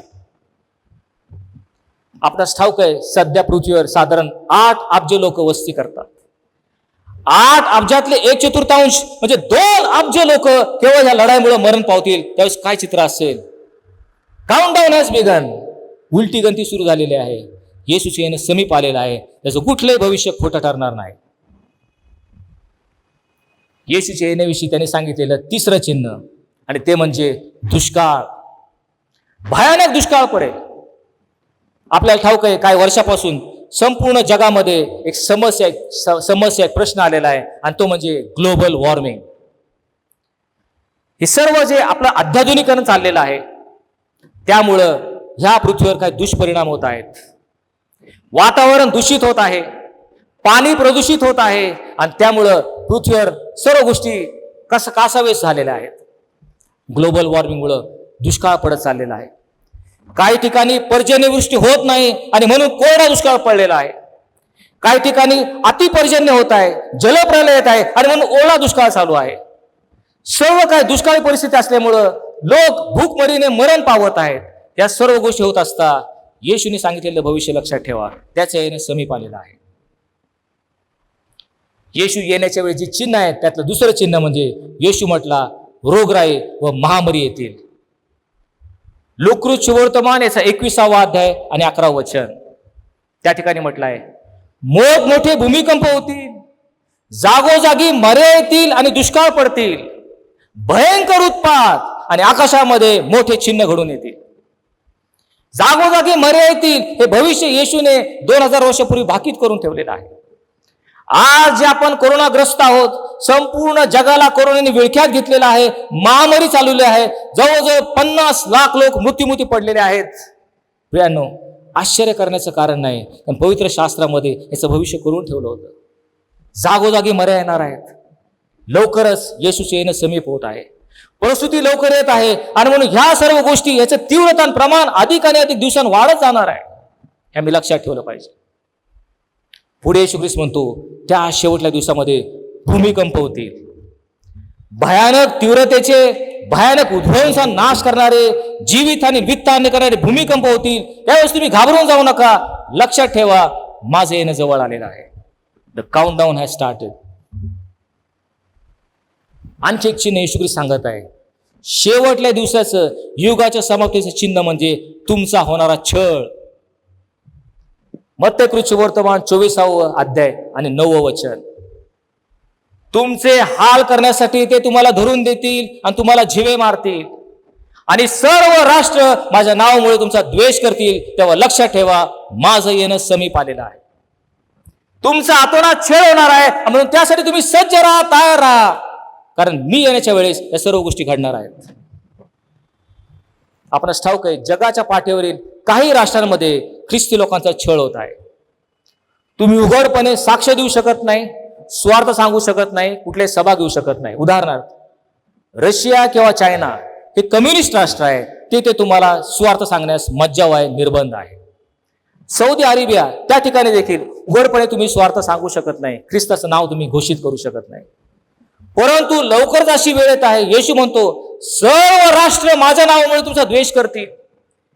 ही जी गोष्ट आहे ती सर्व राष्ट्रातून, जगभरातून केली जाईल. ख्रिस्ताची स्वार्थ सांगण्यासाठी तुम्हाला मज्जाव किंवा निर्बंध करण्यात येईल, ती तुम्ही सांगू शकणार नाही. सांगितले तुमचा छळ होणार, तुम्हाला झिवे मारण्यात येणार, आणि यासाठी आपण सज्ज असावे. येशूचे भविष्य आहे, तो लवकरच येत आहे. ज्या ज्या गोष्टी तुम्ही अवतीभोवती पाहतात ते घडत असताना लक्षात ठेवा, येशूच्या येणं समीप आलेलं आहे. येशूच्या येण्याचं पुढचं चिन्ह, तो म्हणतो भयंकर प्रकारची अनिती. अनितीमुळे तो म्हणतो प्रीती थंडावेल. हे शेवटल्या दिवसाचे चिन्ह आहे. तुम्ही आजूबाजूला पाहताना लोकांमधली प्रीती थंडावलेली तुम्हाला दिसते का? संत पौल तिमोथेला 2 पत्र 3 अध्याय 1 वचनात तो काय म्हणतो? त्या शेवटल्या दिवसात हे तिमोथी, माणसे ममताहीन होतील, ते शांतता द्वेषी होतील, चहाडखोर, क्रूर, असंयमी आणि विश्वासघातकी होतील. हे जर तुम्ही पाहत असाल तर लक्षात ठेवा, संत पौल म्हणतो त्याप्रमाणे येशूचं येणं जवळ आलेलं आहे, शेवटचे दिवस जवळ आलेले आहे. आणखी एक चिन्ह म्हणजे भयंकर प्रकारचा अनाचार, लॉलेसनेस, ज्याला इंग्लिशमध्ये म्हटलं आहे. येशूने स्पष्टपणे सांगितलं, नोहाच्या दिवसाप्रमाणे मनुष्याच्या पुत्राचं येणं होईल. मनुष्याचा पुत्र ज्यावेळेस येणार आहे, येशूचं द्वितीय आगमन होणार आहे, ते दिवस नोहाच्या दिवसासारखे असतील.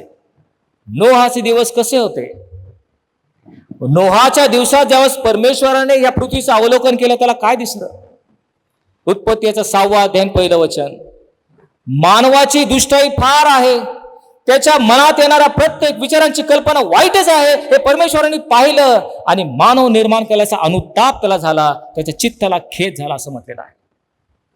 त्यावेळेस परमेश्वराने त्या मानवाला पाहिलं, त्याची दुष्टाई, त्याची अनिती, हिंसाचार इतका बोकाळला होता की हा मनुष्य मी का निर्माण केला, असा प्रत्यक्ष सर्वसमर्थ परमेश्वराला खेद झाला, त्याच्या चित्ताला त्याला अनुताप झाला. असेच दिवस आज देखील आपल्याला दिसतात. प्रियानं, कुठलंही वर्तमानपत्र तुम्ही उघडा, टीव्हीवरची कुठली बातमी तुम्ही बघा, हिंसाचार, अनिती, अनैतिक गोष्टी, सर्व गोष्टी वाढत चाललेल्या आहेत. या सर्व गोष्टी बोकाळलेल्या आहेत. हिंसाचार, अनैती. नोहाच्या दिवसाप्रमाणे मनुष्याच्या पुत्राचं येणं होईल, हे गांभीर्याने ओळखा. आपले अंतरचक्षु उघडा आणि येशूचं येणं अगदी समीप आहे, तो दाराशीच उभा आहे. Countdown has started. वेळेची उलटी गिनती सुरू झाली आहे हे लक्षात ठेवा आणि त्याप्रमाणे आपलं जीवन परिवर्तित करा. सर्वात शेवटी येशू काय म्हणतो, सर्व राष्ट्र साक्षीसाठी देवाच्या राज्याची सुवार्ता सर्व जगात गाजविली जाईल तेव्हा शेवट होईल. अतिशय महत्वाचं वचन आहे प्रियांनो. येशूने स्पष्टपणे सांगितलेलं आहे. ह्या युगाचा शेवट कधी होणार?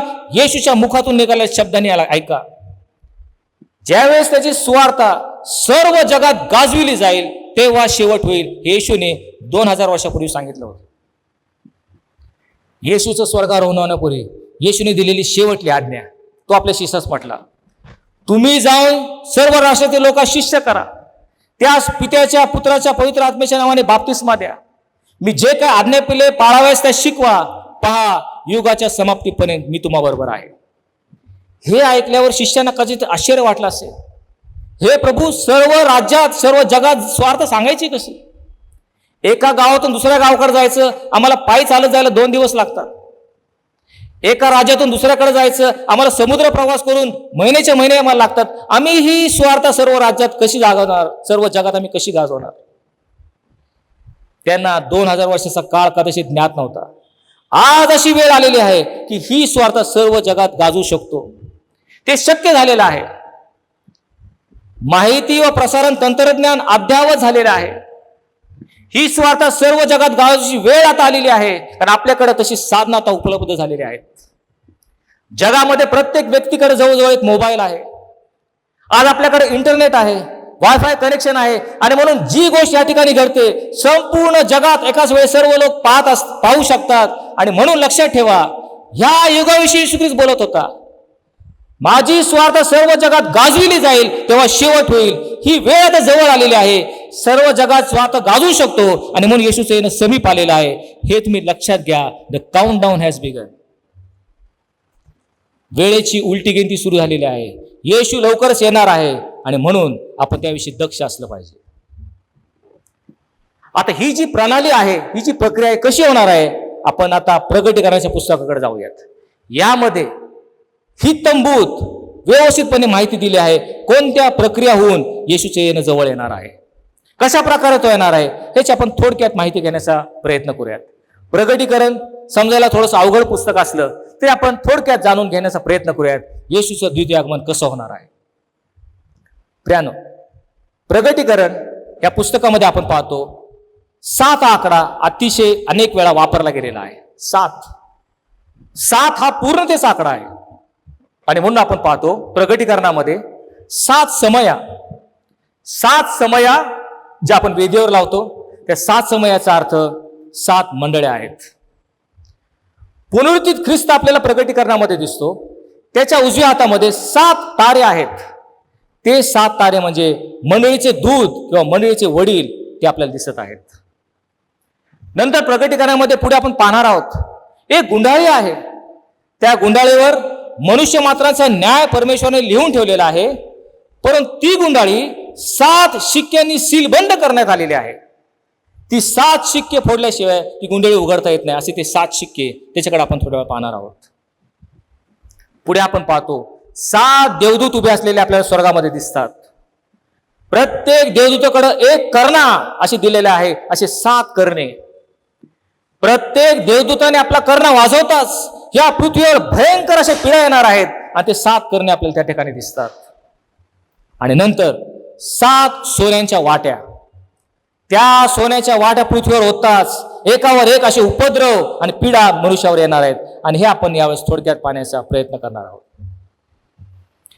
प्रगटीकरणाचं पुस्तक हे 22 अध्यायांचं पुस्तक आहे. त्यातला पहिला अध्याय जर तुम्ही पाहिला तर स्वतः येशू ख्रिस्ताचं प्रगटीकरण त्या पहिल्या अध्यायात आपल्याला दिसतं. पहिल्या अध्यायात आम्ही काय पाहतो? योहान म्हणतो, एका प्रभुवारी मी आत्म्याने संचरित झालो आणि मला स्वर्गीय साक्षात्कार झाला. आणि मग तो पाहतो, मी स्वर्गामध्ये पाहिलं ते 7 सोन्याच्या समया म्हणजे 7 मंडळ्या, आणि त्याच्यामध्ये मनुष्याच्या पुत्रासारखा कोणी उभा राहिलेला मी पाहिला. हा योहान त्याला कसा पाहतो? त्या मनुष्याने पायघोळ वस्त्र परिधान केलेलं आहे. त्याच्या कमरेला सोन्याचा पटा आहे. त्याचे डोके आणि केस बर्फासारखे पांढरे लोकरीसारखे असं तो म्हणतो. त्याचे डोळे अग्नीच्या ज्वालेसारखे आहेत, त्याचे पाय जळजळीत भट्टीतून निघालेल्या सोनपितळेसारखे आहेत, त्याची वाणी अनेक जलप्रवाहांच्या ध्वनीसारखी आहे. धबधबा जसा आवाज येतो तसा आवाज त्याचा आहे. त्याच्या तोंडातून तीक्ष्ण तलवार निघालेली आहे आणि त्याची मुद्रा परमतेजाने तळपणाऱ्या सूर्यासारखी आहे. हे मी पाहिलं तेव्हा त्याच्या पायाशी मेल्यासारखा पडलो असं योहान म्हणतो. पुनरुत्थित ख्रिस्ताचं चित्र या ठिकाणी तो पाहत आहे. ज्यावेळेस त्याने ख्रिस्ताला पाहिलं, योहान म्हणतो मी त्याच्या पायाशी मेल्यासारखा पडलो. हाच प्रभू येशू ख्रिस्त मानव देह धारण करून ज्यावेळेस भूतलावर होता, त्या शेवटल्या भोजनाच्या वेळेस येशूचा आवडता शिष्य हा योहान त्याच्या उराशी त्याला टेकून बसला होता. पण ह्याच ख्रिस्ताला ज्यावेळेस तो गौरवी प्रकाशात पाहतो, त्याचं तेज तो पाहतो, योहान म्हणतो त्या ख्रिस्ताला पाहून मी त्याच्या पायाशी मेल्यासारखा पडलो. हे आमच्या ख्रिस्ताचं खरं प्रगटीकरण आहे. हे त्याचं गौरवी शरीर आहे. अशा गौरवी शरीराने तुम्हाला मला भेटून आम्हाला घेऊन जाण्यासाठी तो लवकरच येणार आहे. येशूचं येणं जवळ आलेलं आहे. The countdown has started. प्रगटीकरणाचा दुसरा आणि तिसरा अध्याय येशूच्या मंडळांचं प्रगटीकरण आहे.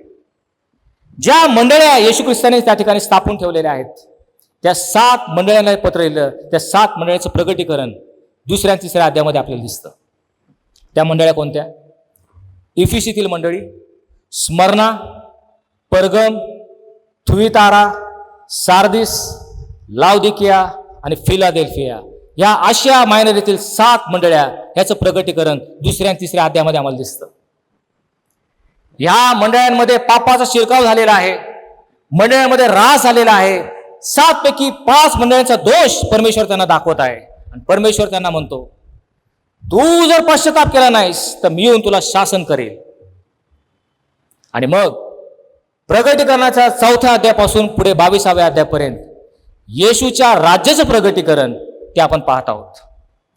जे येशूचं राज्य लवकरच प्रस्थापित होणार आहे त्याचं प्रगटीकरण आपल्याला 4 पासून पुढे 22व्या अध्यायापर्यंत दिसतं. त्याच्याकडे आज आपण थोडक्यात पाहणार आहोत. हे प्रगटीकरण कोणतं? येशू ख्रिस्त जो येणार आहे त्याचे येणं समीप आलेलं आहे. काउंटडाऊन सुरू झालेला आहे. वेळेची उलटी गणती सुरू झालेली आहे. ती कशा प्रकारे होणार हे जर तुम्हाला पाहायचं असेल तर चला तर आपण जाऊयात प्रगटीकरणाच्या 5व्या अध्यायामध्ये. त्या ठिकाणी योहान म्हणतो मी एक पांढरे राज्यासन पाहिलं, त्याच्यावर कुणी एक बसला होता. देव जो पिता यहोवा त्यावर बसलेला त्यांनी पाहिला. त्याच्या हातामध्ये गुंडाळी होती. आणि मग एक देवदूत मोठ्याने ओरडताना मी पाहिला, ही गुंडाळी उघडण्यास किंवा त्यातील पाहण्यास कोण समर्थ आहे? असे म्हणताच संपूर्ण स्वर्गात, पृथ्वीवर आणि पृथ्वी खाली ती गुंडाळी घेऊन त्यामध्ये काय लिहिलंय पाहण्यास कोणीच योग्य किंवा पात्र वाटला नाही. कोणी एक मनुष्य ती गुंडाळी घेण्यास पात्र नव्हता. हे पाहिल्यावर योहान म्हणतो मला रडू कोसळलं. मी रडू लागलो. ती गुंडाळी घेऊन ती उघडण्यास कोण पात्र कसा नाही? त्यावेळेस एक देवदूत मस्कडीहून म्हणाला रडू नको. एक मनुष्य आहे ही गुंडाळी घेऊन ती उघडण्यास तो पात्र आहे. तो कोण हे मी पाहू लागलो. तो वधलेला कोकरा उठलेला मी पाहिला. वधलेला कोकरा म्हणजे पुनरुत्थित ख्रिस्त, जगाच्या पापासाठी हरण केलेला कोकरा जो पुनरुत्थित झालेला आहे. तो उठून त्याने देवपित्याकडून ती गुंडाळी घेतली. ती गुंडाळी घेऊन तो पुढे आला. कसली आहे गुंडाळी? ह्या गुंडाळीमध्ये असं काय लिहिलेलं आहे? अशी का गुंडाळी आहे की ती उघडण्यास कुणी पात्राने लायक नाही? तर प्रियानो, ह्या गुंडाळीमध्ये परमेश्वराने मनुष्याचा केलेला न्याय लिहून ठेवलेला आहे. परमेश्वर जो संताप आणि क्रोध या मनुष्यावर होतणार आहे ते संपूर्ण हितंभूत माहिती त्या गुंडाळीमध्ये पाठपोट लिहून ठेवलेली आहे. परंतु ती गुंडाळी 7 शिक्क्याने सील बंद केलेली आहे. शिक्के फोडल्याशिवाय गुंडाळी उघडता येत नाही. आणि योहान पाहू लागला ही गुंडाळी उघडायची, त्यामध्ये काय लिहिलंय, मनुष्याविषयी काय न्याय केलंय वाचायचं तर शिक्के फोडावे लागणार. 7 शिक्के फोडल्याशिवाय गुंडाळी उघडता येत नाही. आणि मग वधलेला कोकरा ज्याने आपल्या हातामध्ये ही गुंडाळी घेतली, पुनरुत्थित प्रभू येशू ख्रिस्त, याने तो शिक्का फोडण्यास प्रारंभ केला. येशूने त्या गुंडाळीचा पहिला शिक्का फोडला. प्रगटीकरणाचा 6वा अध्याय 1 वचन. योहान म्हणतो ज्यावेळेस पहिला शिक्का फोडला तो पहा आम्ही पाहिलं एक पांढरा घोडा आणि त्यावर एक स्वार आलेला मला दिसला. त्या स्वाराच्या हातामध्ये एक धनुष्य आहे. त्याला एक मुकुट दिला गेला आणि तो विजयावर विजय मिळवत गेला असं योहानाने पाहिलं ज्यावेळेस पहिला शिक्का फोडला गेला. कोण हा पांढरा घोडा, त्यावर बसलेला स्वार? प्रियानो, प्रगटीकरण पुस्तक प्रतिकात्मक आहे, सिम्बॉलिझम त्यामध्ये आहे, आपल्याला समजून घेणं महत्वाचं आहे. पांढरा घोडा, घोड्यावर बसलेला स्वार म्हणजे राजा, राजाचं वाहन म्हणजे अश्व किंवा घोडा, आणि पांढरा घोडा म्हणजे शांतीचं प्रतीक, म्हणजे शांतीचा राजा येत आहे. प्रथम क्षणी दिसते ना शांतीचा राजा कोण? शांतीचा राजा म्हणजे प्रभू येशू ख्रिस्त. प्रत्येकाला प्रथमदर्शी दिसता वाटतं पांढऱ्या घोड्यावर बसलेला स्वार म्हणजे प्रभू येशू ख्रिस्त शांतीचा राजा येत आहे. परंतु थांबा, लगेच फसून जाऊ नका. येशूने आम्हाला धोक्याचा इशारा दिला आहे. माझ्या नावाने पुष्कळ लोक येतील आणि मी ख्रिस्त आहे म्हणून पुष्कळ लोकांस फसवतील. तसा हा तर नाही ना. खरा शांतीचा राजा आम्हाला प्रगटीकरण याचा 19व्या अध्यायामध्ये दिसतो. प्रगटीकरण 19 मध्ये म्हटलेलं आहे, मग पांढऱ्या घोड्यावर बसलेला, ज्याचे नाव विश्वसनीय व सत्य, ज्याच्या डोक्यावर अनेक मुकुट आहेत, त्याला देवाचं नाव दिलेलं आहे, तो मला दिसला. त्याच्या वस्त्रावर आणि त्याच्या मांडीवर राजांचा राजा आणि प्रभूंचा प्रभू हे नाव लिहिलं होतं. तो खरा प्रभू येशू ख्रिस्त, प्रगटीकरण 19 मध्ये असलेला. मग हा शांतीचा राजा कोण? हा मनुष्य म्हणजे दिसायला ख्रिस्त, दिसायला आपल्याला वाटतो ख्रिस्त, पण ख्रिस्त विरोधी, लोकांना फसवणारा, ठकवणारा ख्रिस्त विरोधी तुम्हाला दिसत आहे प्रगटीकरणाच्या 6व्या अध्यायामध्ये. जो या जगामध्ये येणार ख्रिस्तासारखा दिसणारा, ख्रिस्तासारखा बोलणारा, परंतु मनामध्ये ख्रिस्त विरोधी आहे, लोकांना ठकून फसवणारा. मी शांतीचा राजा आहे म्हणून सर्व लोक त्याकडे जातील, त्याला नमन करतील, त्याची आराधना करतील, पण तो खरा ख्रिस्त विरोधी आहे. पण तुम्ही फसून जाऊ नका, कारण येशूने तुम्हाला धोक्याचा इशारा दिला आहे. माझ्या नावाने बरेच लोक तुम्हाला फसवतील. ख्रिस्त विरुद्धचे चित्र आपल्याला दिसत आहे पहिला शिक्का फोडला त्यावेळेस.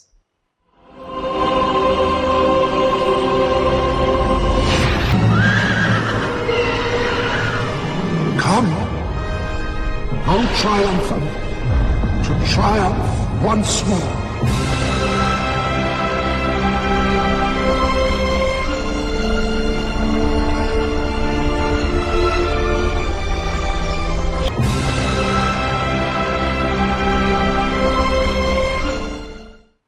मग पुढे म्हटलंय, मग त्या कोकऱ्याने गुन्ह्यावरचा दुसरा शिक्का फोडला. दुसरा शिक्का फोडल्यावर तो म्हणतो, मग मी अग्निवर्ण घोडा पाहिला. अग्निवर्ण घोडा म्हणजे केशरी किंवा तांबू सरकण्याचा अग्निसारखा घोडा. तो घोडा त्याला येताना दिसला. ह्या घोड्याला काय दिलेलं होतं? ह्या घोड्याला शांतता भंग करून लोकांनी एकमेकाविरुद्ध लढावं यासाठी त्याला मुभा दिलेली आहे. हा अग्निवर्ण घोडा कशाचं प्रतीक आहे? एकमेकाविरुद्ध लढाया होतील आणि लोक जीवे मारले जातील. अग्निवर्ण घोडा म्हणजे लढाया, विध्वंस, रक्तपात, रक्तांच्या नद्याने पाठ वाहतील. असा अग्निवर्ण घोडा कधी पाहिला? ज्यावेळेस बदललेल्या कोकऱ्याने दुसरा शिक्का फोडला.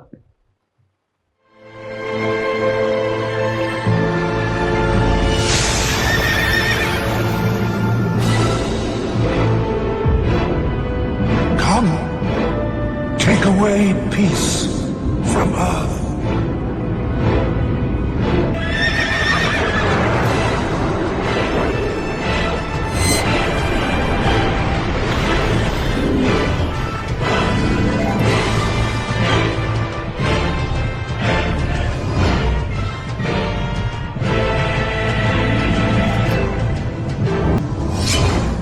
पुढे तो म्हणतो, मग त्या वधलेल्या कोकऱ्याने तिसरा शिक्का फोडला. तिसरा शिक्का फोडताच मी पाहिलं, तो एक काळा घोडा आणि त्यावर एक स्वार, त्याच्या हातामध्ये एक तराजू आहे.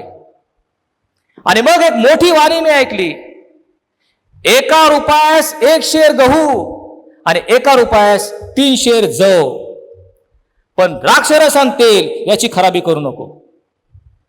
काय या सगळ्याचा अर्थ? काळा घोडा, जव, गहू, तेल. प्रियानो, जव आणि गहू हे सामान्य किंवा गरीब लोकांचे प्रतीक आहे. द्राक्षरस आणि तेल हे श्रीमंत, आमिर, उमराव, उच्च लोकांचे एक प्रतीक आहे. त्या शेवटल्या दिवसामध्ये भयानक महागाई होणार. लोकांना एक दिवसाचं अन्न मिळणं देखील कठीण होईल आणि भूक पडीने अनेक लोक मरतील. परंतु द्राक्षरस होते हे खराब करू नको. म्हणजे काय? श्रीमंत आहेत, अमीर उमरा आहेत, ते अधिक वैभव ऐशाराम ख्याली कुशलीत राहतील. म्हणजे लोकांमध्ये तफावत होईल. गरीब गरीब होत जातील, श्रीमंत श्रीमंत होत जातील. गरीब जाचले गेलेले, अंधकारात पडलेले, ज्यांच्या जुलूम होत आहे असे ते होतील, पण श्रीमंतांना हात लागणार नाही. अशी या लोकांमध्ये तफावत होईल. असा तिसरा शिक्का.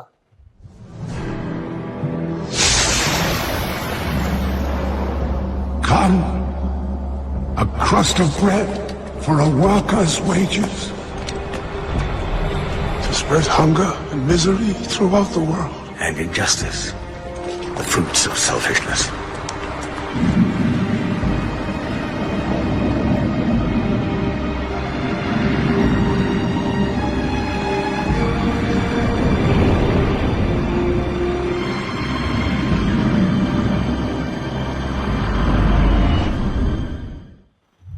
नंतर तो म्हणतो, मग त्याने चौथा शिक्का फोडला. तेव्हाच मला एक फिक्कट रंगाचा घोडा मी पाहिला. या घोड्याचं नाव मृत्यू. तरवारीने, दुष्काळीने व मरीने पृथ्वीवरील चौथा भागावर त्याला अधिकार देण्यात आलेला आहे. पृथ्वीवरील 1/4 लोक हे मृत्युमुखी पावतील. हे त्या घोड्याचे चिन्ह आहे.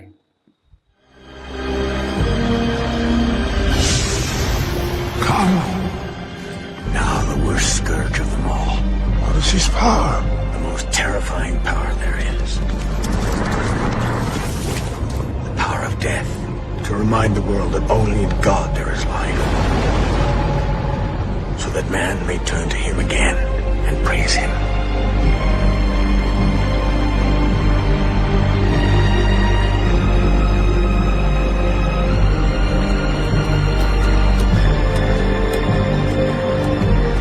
Who can stop all of this? Only the love of him who gave his life for us. पुढे योहान म्हणतो, मग त्या वधलेल्या कोकऱ्याने 5वा शिक्का फोडला. ज्यावेळेस 5वा शिक्का फोडला, योहान म्हणतो, स्वर्गामध्ये जी वेदी आहे ते वेदीच्या खाली मी आत्मे पाहिले.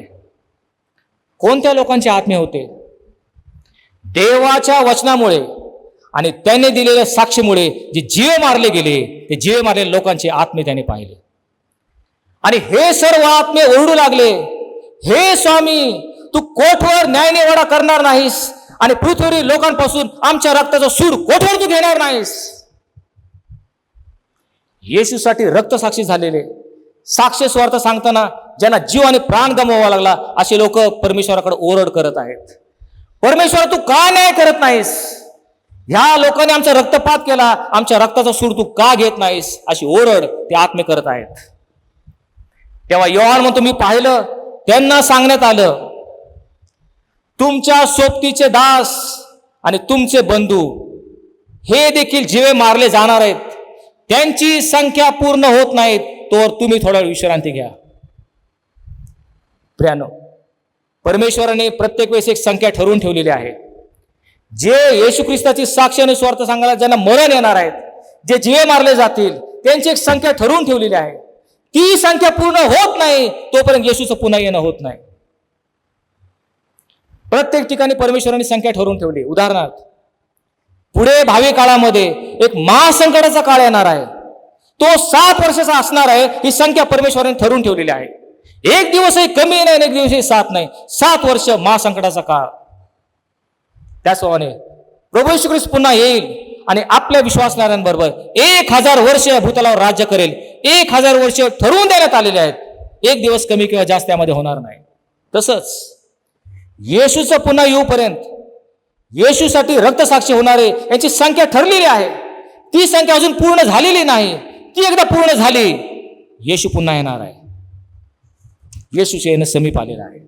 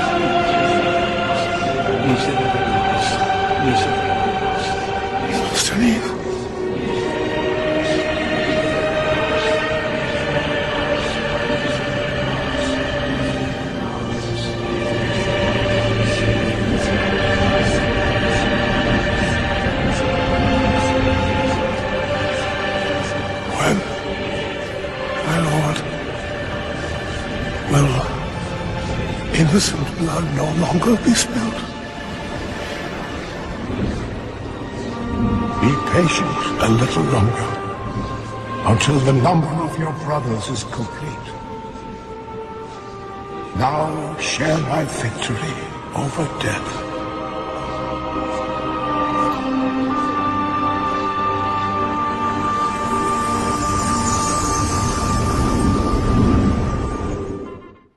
योहान म्हणतो, मग मी पाहिलं तर गुंडाळीवरचा 6वा शिक्का त्याने फोडला. ज्या वेळेस कोकऱ्याने तो 6वा शिक्का फोडला, योहान म्हणतो, मग मोठा भूमिकंप झाला. सूर्य केसांनी बनवलेला काळ्या तळट्यासारखा काळा झाला. सगळा चंद्र रक्तासारखा झाला. वाऱ्याने अंजिराचे झाड हल्ले, म्हणजे त्याची कच्ची फळे जशी जमिनीवर पडतात तशी आकाशातील तारे पृथ्वीवर पडली. एखाद्या पुस्तक गुंडाळून जावं तसं आकाश गुंडाळून निघून गेलं. डोंगर आणि बेटे आपापल्या ठिकाणाहून ढळली. आणि सर्व जगातील राजे, मोठे अधिकारी, सरदार, बलवान व श्रीमंत लोक, दास आणि स्वतंत्र माणसं ही गुहात आणि डोंगरातील खडकात लपली. आणि ते डोंगरास आणि खडकास म्हटले, अमर पडून राज्यासनावर जो बसला आहे त्याच्या दृष्टी पडून आणि कोकराच्या क्रोधापासून आम्हाला वाचवा, कारण कोकराच्या क्रोधाचा मोठा दिवस आला आहे. कोणाच्या निभाव होईल. काय भयंकर चित्र आहे प्रियानो, लक्षात ठेवा. सूर्य काळा झालेला आहे, चंद्र रक्तमय झालेला आहे, डोंगर आणि बेटे आपल्या ठिकाणी ढळत आहेत, मोठे भूमिकंप होत आहेत, मोठमोठे राजे, अधिकारी, श्रीमंत लोक खडकात आणि कपरात जाऊन लपलेले आहेत. आणि ते डोंगरास आणि खडकास म्हणतात, आम्हावर पडा.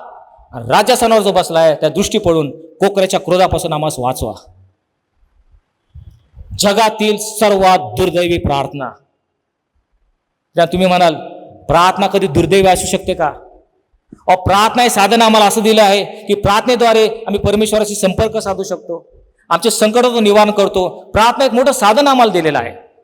परंतु ह्यांनी केलेली प्रार्थना सर्वात दुर्दैवी प्रार्थना आहे. काय प्रार्थना ते करतात? डोंगरास आणि खडकास म्हटले, आम्हावर पडा.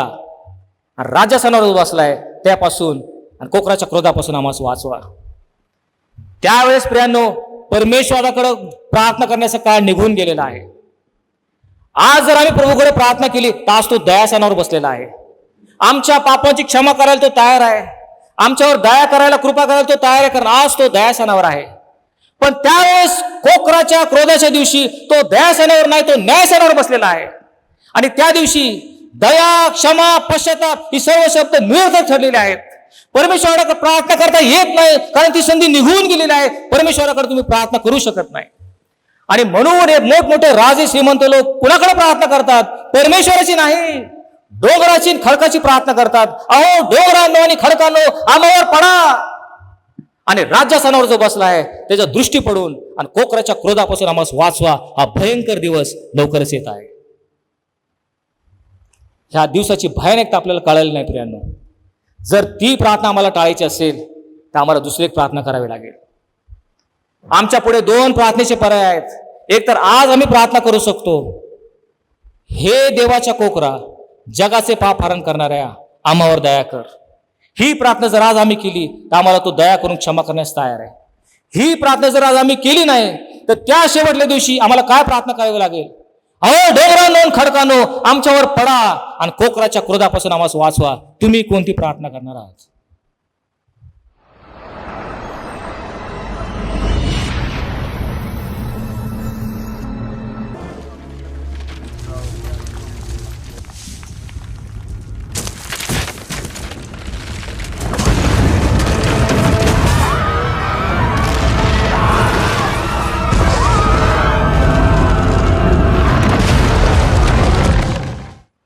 मग तो म्हणतो, नंतर त्याने 7वा शिक्का फोडला.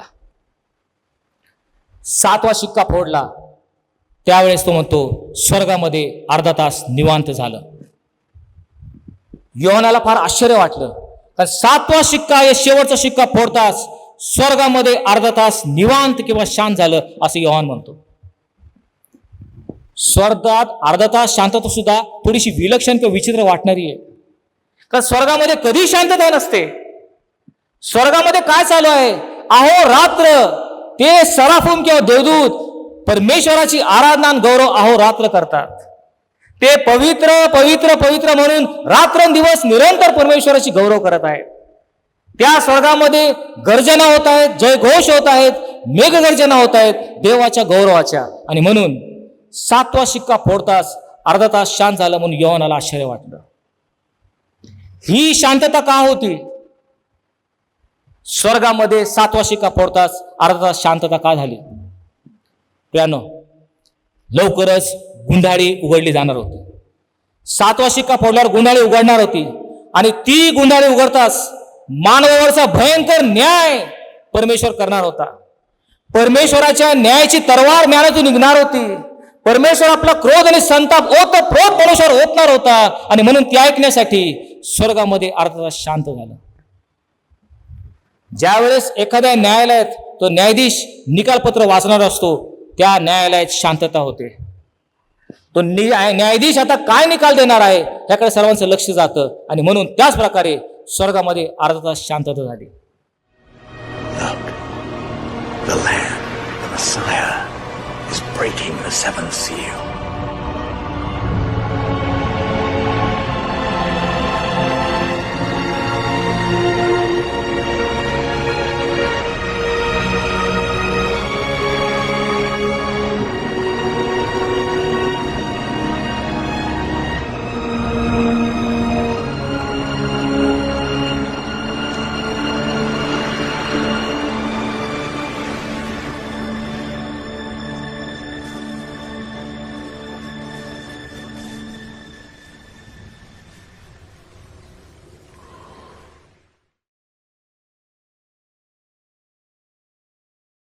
आता परमेश्वर मानवाचा काय न्याय करणार आहे याकडे सर्वांचं लक्ष वेधलं गेलं.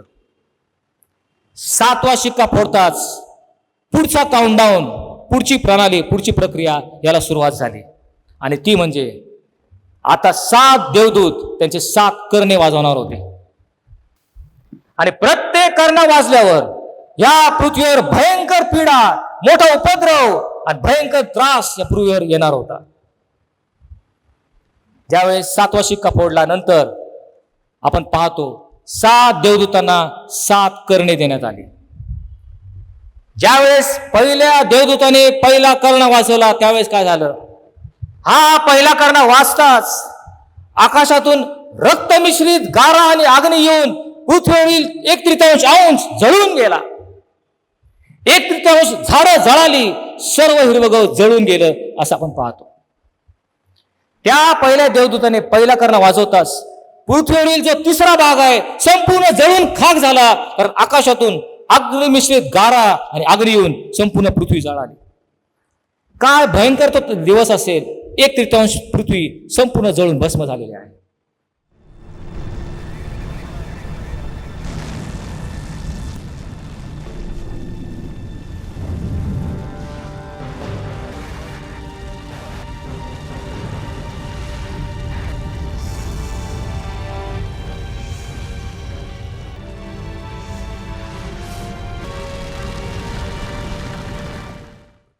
मग दुसऱ्या देवदूताने दुसरा कर्ण वाजवला. त्यावेळेस अग्नीने पेटलेल्या डोंगरासारखं काहीतरी समुद्रात पडलं असं मी पाहिलं असं योहान म्हणतो. आणि ज्यावेळेस समुद्रात पडलं, समुद्रातील 1/3 पाण्याचं रक्त झालं. समुद्रातील 1/3 प्राणी मरण पावले आणि 1/3 जहाजांचा किंवा तारवांचा नाश झाला. भयंकर पीडा एकावर एक आता येत आहेत. मनुष्यावर न्याय होत आहे. परमेश्वर आपला क्रोध मनुष्यावर आता ओतत आहे.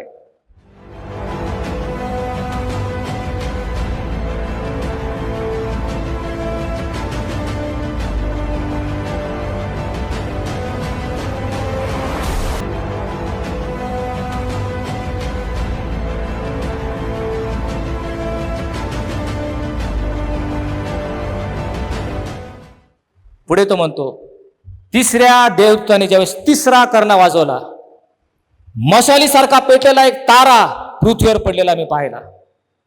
त्या ताऱ्याचे नाव कडूदवना. आणि हा तारा पृथ्वीवर संपूर्ण पाण्यावर पडला आणि संपूर्ण नद्याचे व झरांचे पाणी हे कडूदवना झाले. आणि ते पाणी पिल्यामुळे पुष्कळ माणसं मरण पावली, कारण ते पाणी कडू झालं होतं. प्रियानो, नुसतंच भूगोळी नाही, आता प्यायला देखील पाणी मिळत नाही, कारण पाणी विषारी झालेलं आहे. पाणी पिऊन लोक मरत आहेत. अशी वेळ आता लवकरच येणार आहे. संपूर्ण 1/3 पाणी कडूगवणं झालं.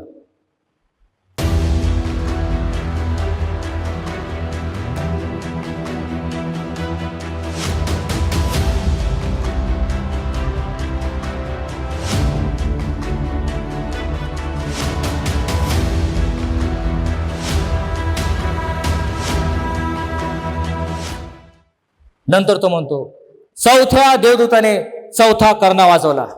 त्यावेळेस चंद्र, सूर्य व तारे 1/3 अंधकारमय झाले.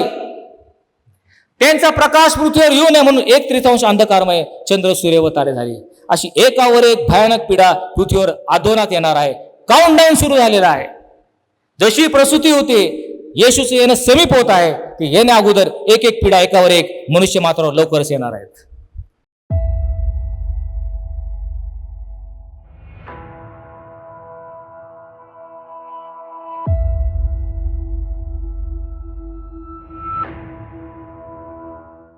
आणि मग योहान म्हणतो, मग मी अंतराळात पाहिलं, एक गरुड उडताना पाहिला, आणि तो गरुड मोठ्याने म्हटला, आता जे कर्ण वाजवल्यावर पीडा येणार आहेत, त्यामुळं पृथ्वीवरच्या लोकांवर अनर्थ अनर्थ आणि अनर्थ येणार आहे. चौथा, 5वा आणि 7वा कर्ण वाचताच पृथ्वीच्या लोकांवर अनर्थ असं येणाऱ्या पीडा येणार आहेत. भयंकर क्लेशदायी यात्रादायी अनेक तीव्रतेची पीडा येणार आहेत. हे धोक्याचा इशारा तो गरुड देत आहे. ते झाल्यावर तो म्हणतो, मग मी पाहिलं, 5व्या देवदूताने 5वा कर्णा वाजवला. त्यावेळेस एक तारा पृथ्वीवर पडलेला मी पाहिला. हा तारा म्हणजे एक देवदूत. त्याच्या हातामध्ये आतांग डोहाची किल्ली होती. आतांग डोह म्हणजे काय? अग्नीचं सरोवर, नरक अग्नी, याची किल्ली त्या देवदूताकडे होती. त्याने तो आतांग डोह उघडला, नरकाचं दार उघडलं. त्यावेळेस योहान म्हणतो, मी पाहिलं, त्या आतंक डोहातून मोठा धूर बाहेर पडला, आणि त्या धुराबरोबर अनेक टोळ पडून संपूर्ण पृथ्वी त्यांनी व्यापून टाकली. नरकातून निघालेल्या टोळांनी संपूर्ण पृथ्वी व्यापून टाकली. हे टोळ दिसण्यामध्ये विंचवासारखे आहेत. या टोळांना पुढे नांगी आणि मागे शेपटी आहेत. नांगीने ते दंश करतात आणि शेपटीने ते उपद्रव देतात. मनुष्य कुठेही सुटू शकत नाही, पुढे किंवा मागं असो. हे टोळ मनुष्याला घातक असे ठरणार आहेत. कशासाठी हे टोळ आलेले आहेत? पृथ्वीवर असलेल्या मनुष्यांना 5 महिने उपद्रव करावा अशी मुभा त्या टोळांना देण्यात आली. पण ह्या लोकांना तू मारू नको, त्यांना उपद्रव मात्र कर. ज्या वेळेस हे टोळ तुम्हाला डसतात, नांगी मारतात, त्यावेळेस विंचू जशी नांगी मारतो, जसे यातना तुम्हाला होतात, तसे यातना तुम्हाला होतात, असं पवित्र शास्त्र आम्हाला सांगतं. तुम्ही म्हणाल, ह्यात अनर्थ असं काय आहे? ती सुद्धा एक पीडाच आहे. अनर्थ जो पुढे लिहिलेला आहे, प्रगटीकरण याचा 8वा अध्याय आणि 14व वचन. हे जे टोळ आहेत, विंचवासारखा दंश लोकांना करत असताना असं म्हटलेलं आहे, मनुष्य मरणाची संधी पाहतील, पण मरण त्यांना येणार नाही. मरणाची उत्कंठा धरतील, पण मरण त्यांच्यापासून दूर पडेल. हा तो अनर्थ आहे प्रियांनो. आज कोरोनाग्रस्त असताना आपण काय पाहतो? आपले प्रियजन जगावेत म्हणून आपण जगण्याची धडपड करतो. माझ्या कुटुंबातील व्यक्ती, माझा ओळखीचा व्यक्ती जगावा म्हणून आपण काय करतो? हॉस्पिटल शोधत फिरतो. हॉस्पिटल बेड कुठं आहेत का, व्हेंटिलेटर आहेत का, इंजेक्शन आहेत का, हे सर्व आम्ही खटाटोप करतो. वाटेल तो पैसा उधळतो. का? आम्ही जगावं, आम्हाला जगाची उत्कंठा आहे, आम्ही जगासाठी धडपडतो. त्या दिवसामध्ये लोक मरण्यासाठी धडपडतील, आम्ही मरावं असे वाटतील, पण त्यांना ती संधी मिळणार नाही. मरणाची उत्कंठा धरतील, पण मरण त्यांच्यापासून दूर पडेल. हा तो अनर्थ आहे. केवळ यातना आणि वेदना 5 महिने, पण मरण नाही.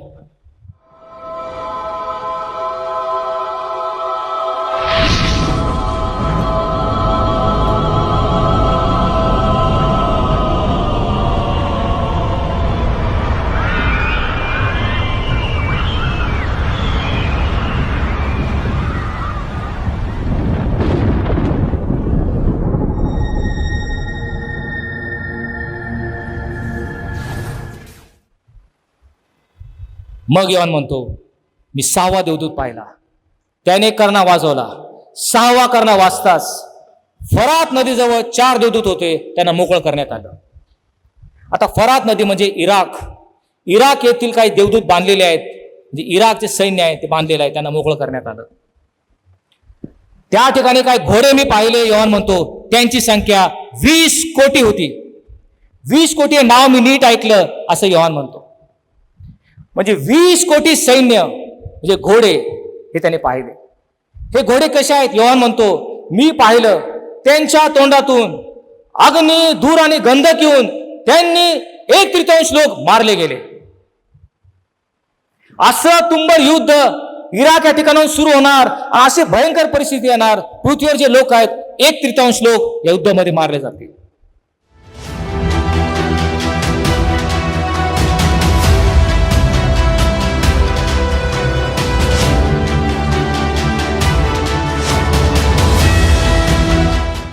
एकावर एक पिढा येत आहे, कारण काउंटडाऊन सुरू झालेला आहे. येशूचं येणं जमीन येताच भयंकर पिढ्यांची तीव्रता, प्रमाण, यातना, वेदना वाढत चाललेल्या आहेत. आणि मग तो म्हणतो शेवटचा किंवा 7वा कर्णा वाजणार आहे. प्रियानो, हा 7वा कर्णा फार अतिशय महत्वाचा आहे. कारण 7वा कर्णा वाजला की एक अद्भुत घटना घडणार आहे, अद्वितीय घटना घडणार आहे. त्याच्यानंतर ख्रिस्त विरोधी येणार आहे.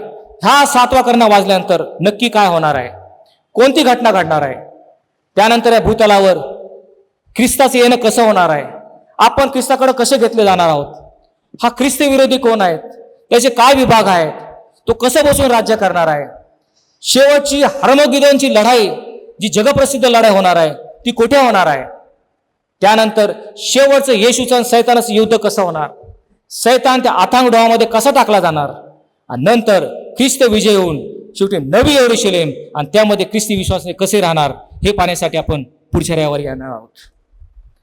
आणि म्हणून शेवटचा जो भाग आहे तो आपण पुढच्या उपासनेमध्ये पाहणार आहोत. परंतु तत्पूर्वी आपण स्वतःच्या मनाची तयारी करूयात.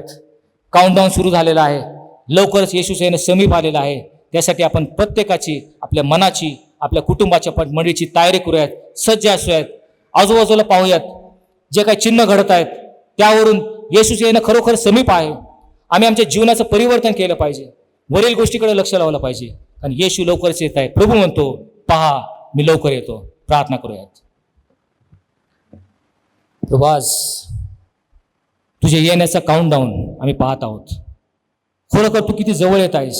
प्रत्येक घटकेला एक नवीन चिन्ह आम्ही पाहत आहोत, आणि म्हणून याची आम्ही गांभीर्याने दखल घ्यावी. तू येणाऱ्यास आम्ही ओळखावं, आणि तू येण्यासाठी आम्ही सज्ज असावं.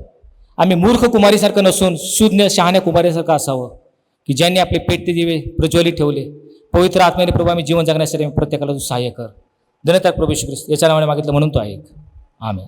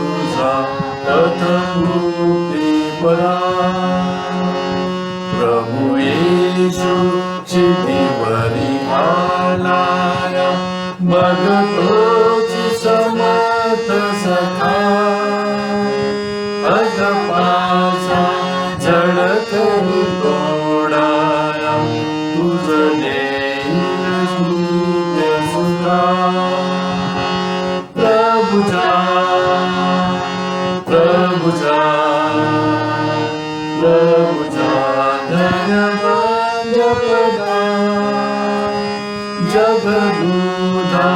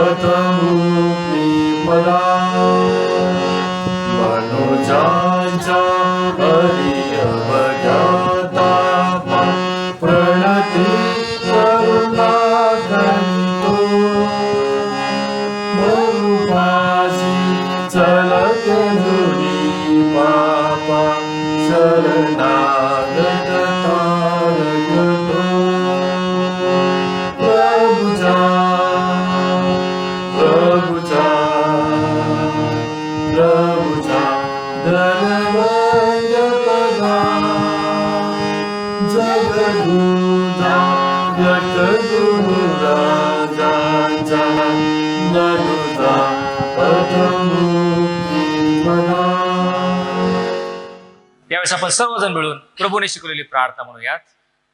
हे आमच्या स्वर्गातील बापा, तुझे नाम पवित्र मानले जाओ, तुझे राज्य येऊ, जसे स्वर्गात तसेच पृथ्वीवरही तुझ्या इच्छेप्रमाणे हो.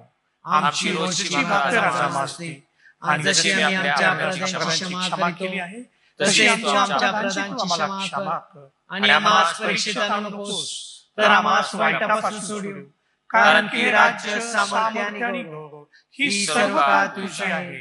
आमेन.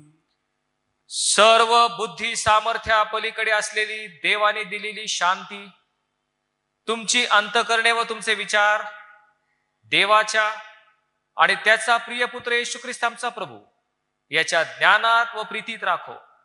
आणि सर्व समर्थ देव जो पिता, देव जो पुत्र आणि देव जो पवित्र आत्मा याचा आशीर्वाद तुम्हावर असो आणि इथून पुढे सदा सर्व काळ तुम्हा सह राहो.